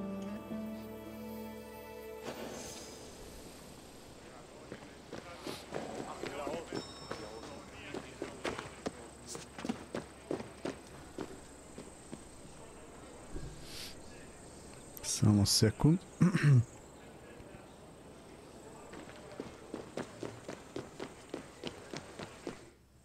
The Heraion was a temple dedicated to Hera. It is one of the oldest temples in the sanctuary, dating back to approximately 590 BCE. The structure included columns painted with images of women who won the Heraia, an athletic competition made up of running events. Every 4 years, 16 women were chosen to make a veil dedicated to Hera. These women also organized the competition, though they did not compete in it. The Heraia was unique for its focus on female athletes, in contrast to the male-exclusive Olympic Games.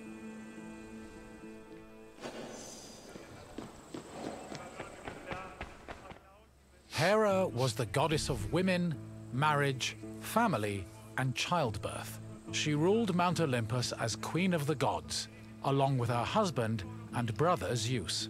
Many mythological stories paint her as being annoyed at Zeus's many lovers and illegitimate offspring.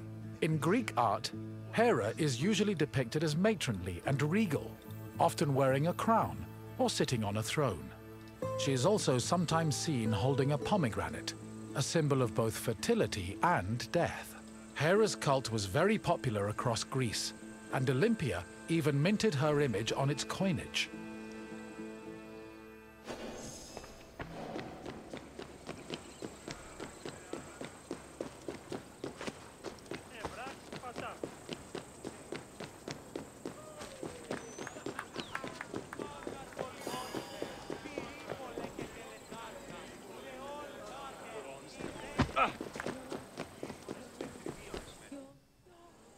One of the highlights of the Olympic Games was a ceremony that took place on the 3rd day of the festival. It began with a procession of athletes, ambassadors, Hellenodikai, and animals. The group made their way around the Altis until they arrived at the Temple of Zeus. Then the animals were brought in front of the altar of Zeus and offered as a sacrifice. This sacrifice was known as a hecatome, a word that originally described the sacrifice of 100 oxen. During the hecatome, the bones and legs of the animals were burned and carried to the top of a mound of ashes from previous sacrifices. Meanwhile, the meat of the animals was saved for a large banquet held later in the evening. Ali 100 volova. Koja je to količina mesa, jebote? 100 volova je. I pepela tamo ono za milijardu ono tona pepela je. Koje ludilo je. The Olympic Games were dedicated to Zeus, and all the ceremonies and events were hosted in his honor. It is no surprise that the largest temple in the sanctuary was the Temple of Zeus. While most temples were restricted to priests, the Temple of Zeus welcomed all who visited Olympia. This openness was most likely meant to show off the gold and ivory statue of Zeus that stood within the temple's walls. The building also featured art depicting both versions of the Olympic festival's founding myth. The eastern pediment showed a scene from the legendary race between Pelops and Oinomaos. The temple's metapiece, meanwhile, showed the 12 labors of Heracles, the other mythical founder of the Games.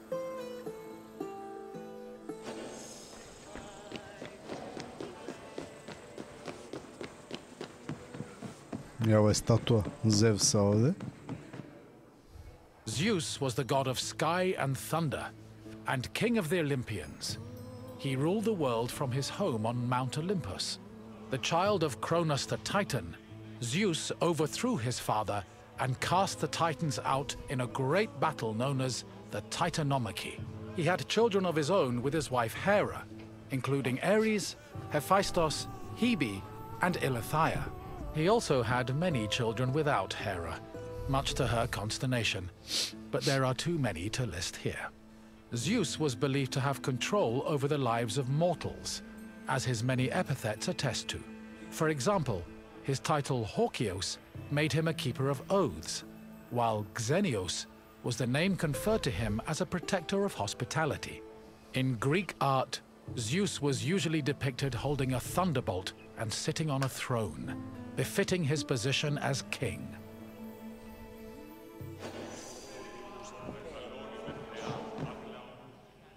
The Temple of Zeus was home to the chryselephantine statue of Zeus, one of the 7 wonders of the ancient world.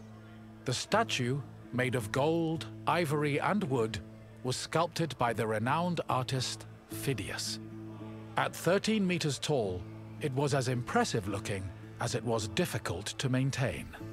Oil was used to protect the wood and ivory from cracking and to prevent general decay. While the statue does not exist today, it was thankfully described by Pausanias in great detail, so its legacy lives on. Nevjerovatno. Sreća pa su sačuvali, da kažem, te neke zapise detaljno o tome da bi moglo danas da se svedoči o tome uopšte, znači crteže i sve živo. Ali eto, videli ste, zbog materijala od kojih je pravljena statua nije mogla da preživi toliko vremena. Hello?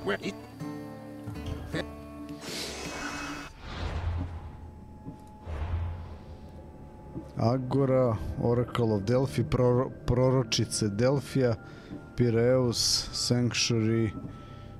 Ova dva ćemo još da proverimo. Da vidimo. Delo je najzanimljivije. I da lagano završavamo ovaj stream.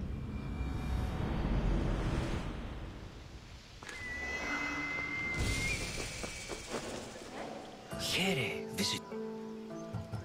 This is Delphi, home of the renowned oracle. Greeks considered it the navel of the world. Pilgrims and kings journeyed here from all over Greece and beyond, seeking advice from Apollo through the voice of his interpreter, Pythia. During your visit, you will experience the sanctuary through a pilgrim's eye and discover how important oracles and prophecies were to the people of Greece. Now, go off and begin your pilgrimage. Ah, ti proroci, I will be ima ih i waiting for danas. you at the end of your visit.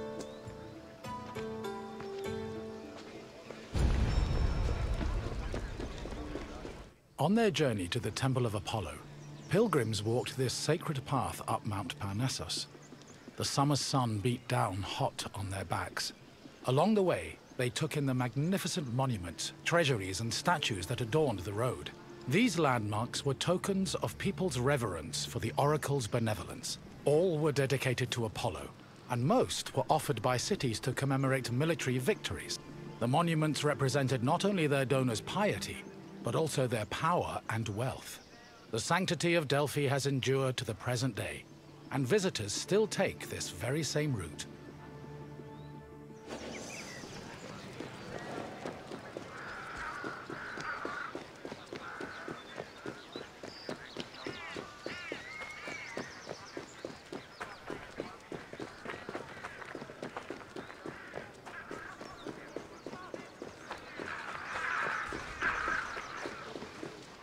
One of the most impressive dedications to Apollo came from the Cnidians, a Greek population that colonized the island of Lipari, north of Sicily. The story behind this dedication is notable.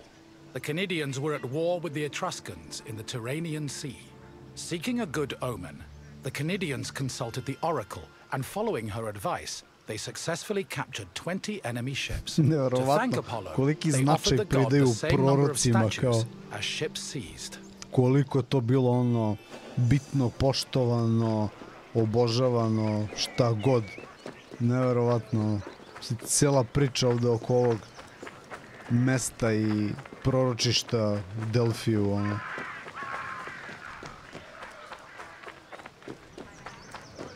Next to the Naxian Sphinx stood a simple structure to display offerings from the Athenians, most of which were spoils of war. In particular, these offerings, called ex-votos, were prows of sunken Persian ships.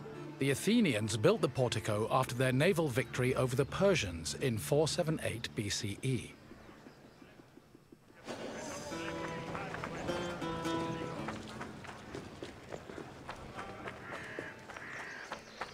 Daj baš da vidimo onaj deo tamo finalni. Šta kaže? Once arriving before the temple, pilgrims wishing to consult the oracle had to first pay a tax. This tax gave them the initial right to approach the altar of Apollo and make an animal sacrifice to the god. But before proceeding to the Pythia, the preliminary ritual had to succeed. If the animal reacted favorably and showed signs of acceptance to the god, it was sacrificed, and the pilgrim would be allowed to enter the temple to question the Pythia.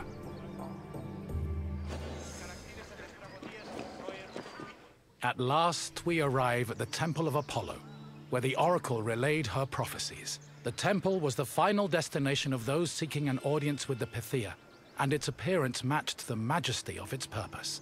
Atop its imposing columns, the structure's pediments displayed famous mythological scenes, sculpted by the renowned Greek artist Antenor.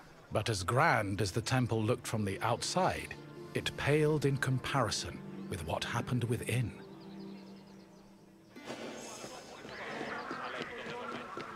Ovdje isto u igri dolazite za ovu proročicu.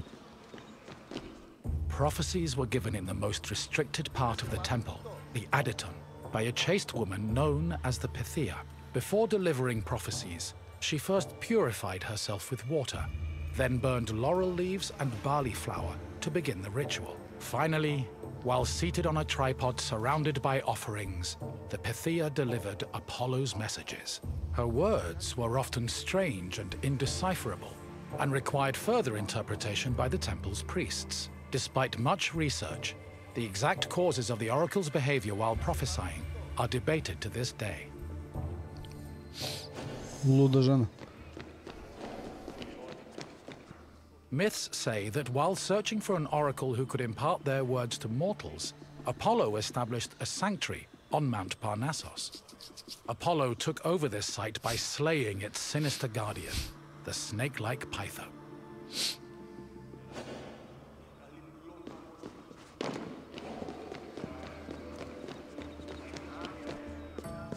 I hope as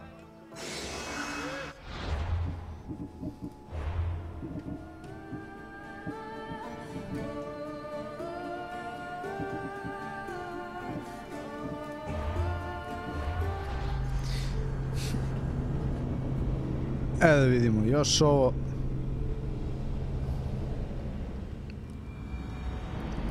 The final walk. Greetings, wanderer, and welcome to the port of Piraeus. Piraeus, acting as a port for Athens, Piraeus welcomed merchants, velika goods, luka. and travelers from all over the Centar world. trgovine It celog was a sveta. central part of Athens' economy, but it was also fortified enough to protect the city's considerable fleet. When you finish exploring the port, find me, and we will talk further.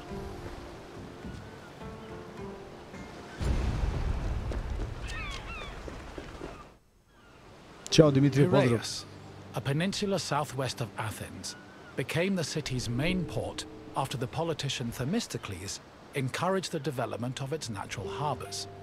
These developments led to the gradual abandonment of the older harbor of Phaleron.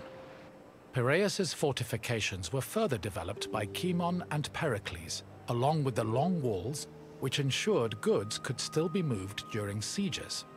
Piraeus was divided into three main sectors: the military port, the emporion, and the residential area. By the 5th century BCE, it had become not only Athens' naval headquarters, but also the mercantile center of the Mediterranean.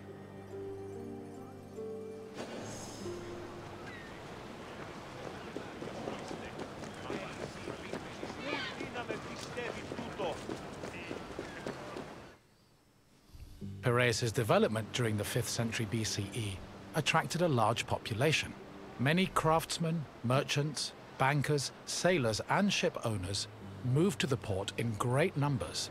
The population was a mix of Greek citizens, foreign visitors, and immigrants, known as metics.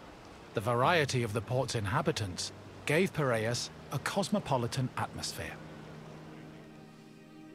Most of the residents were involved in trade, but others worked on shipbuilding or in larger-scale industries like shield factories.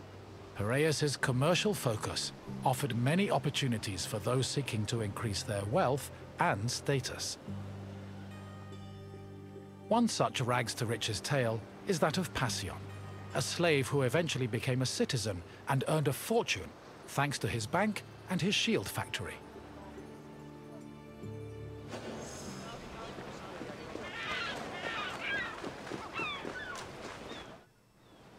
Piraeus was a demi, or district, of Attica.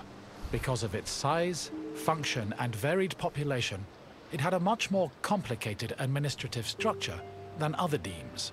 Above all, Piraeus was closely monitored and controlled by the Athenian assembly due to its importance to the city. Within the port, there were two separate categories of trade: international trade, which took place in the Emporion, and retail trade, which was managed by Kapoloi in Piraeus's agora.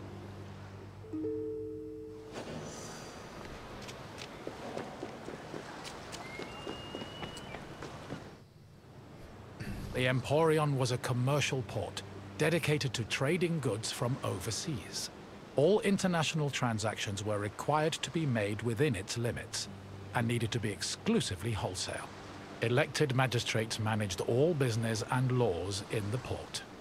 Meanwhile, port authorities known as epimeletes oversaw trade and took care of the regulation of prices.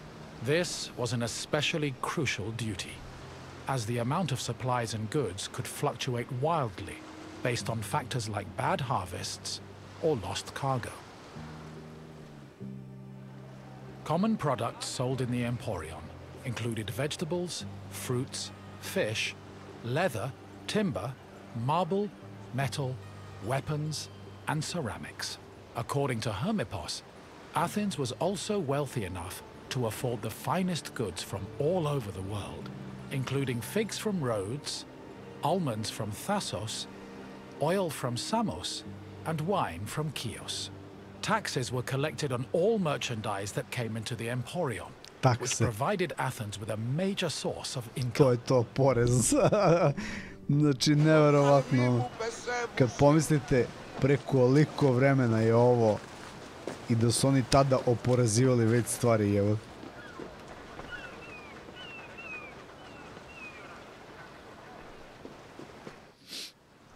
After arriving in the Emporion, merchants set up samples of their goods in a display area called the deigma.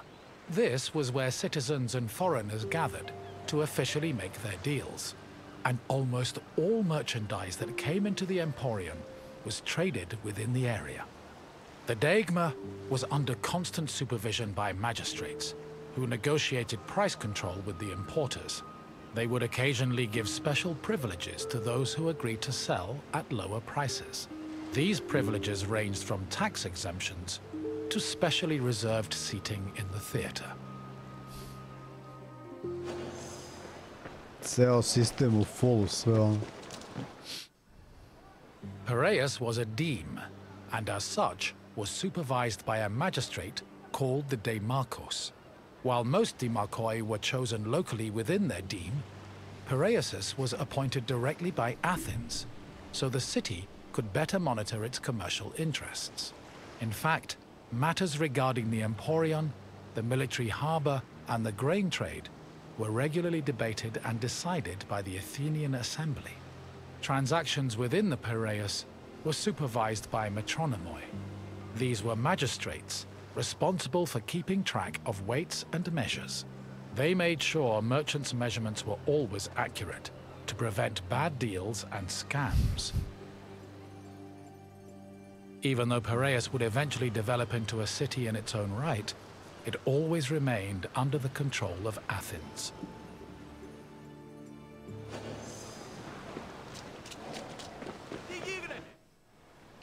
A commercial tax of 2%, or a pentecost, was placed on all cargo entering and leaving Piraeus.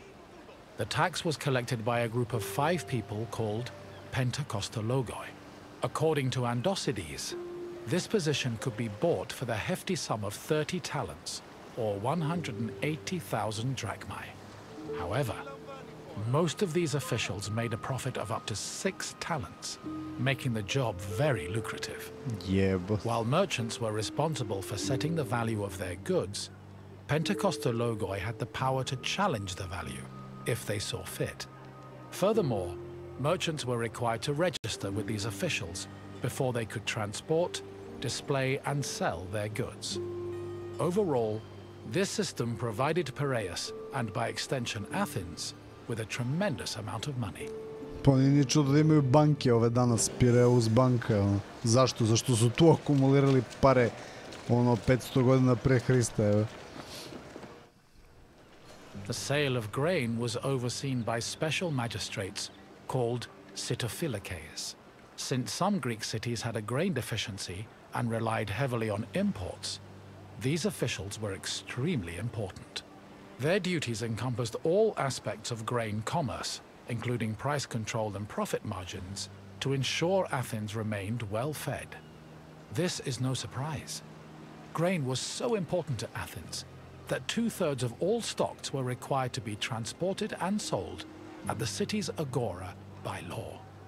According to Demosthenes, the significance of the sitophilikeis was such that if they failed in their duties, they faced the death penalty.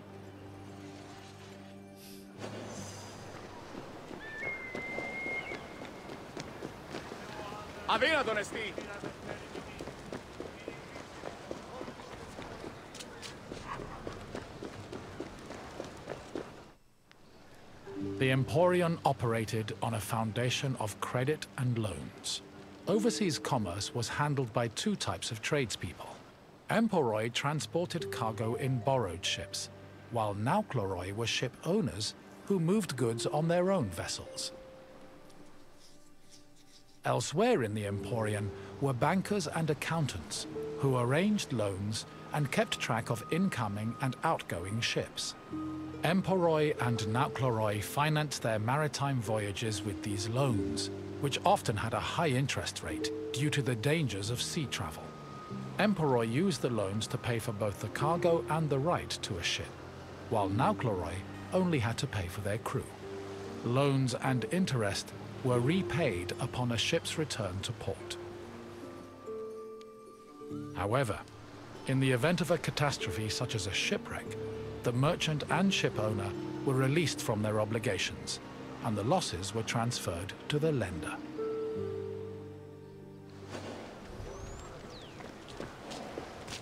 You've returned. Kakav trip, čoveč.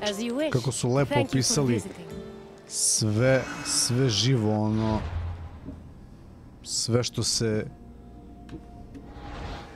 dešavalo i kako se dešavalo. Ja kliknuo to title screen, kao back to title screen, i on mi izbacio ovde. No dobro, u svakom slučaju da, ovo je, da kažem, poslednja oblast.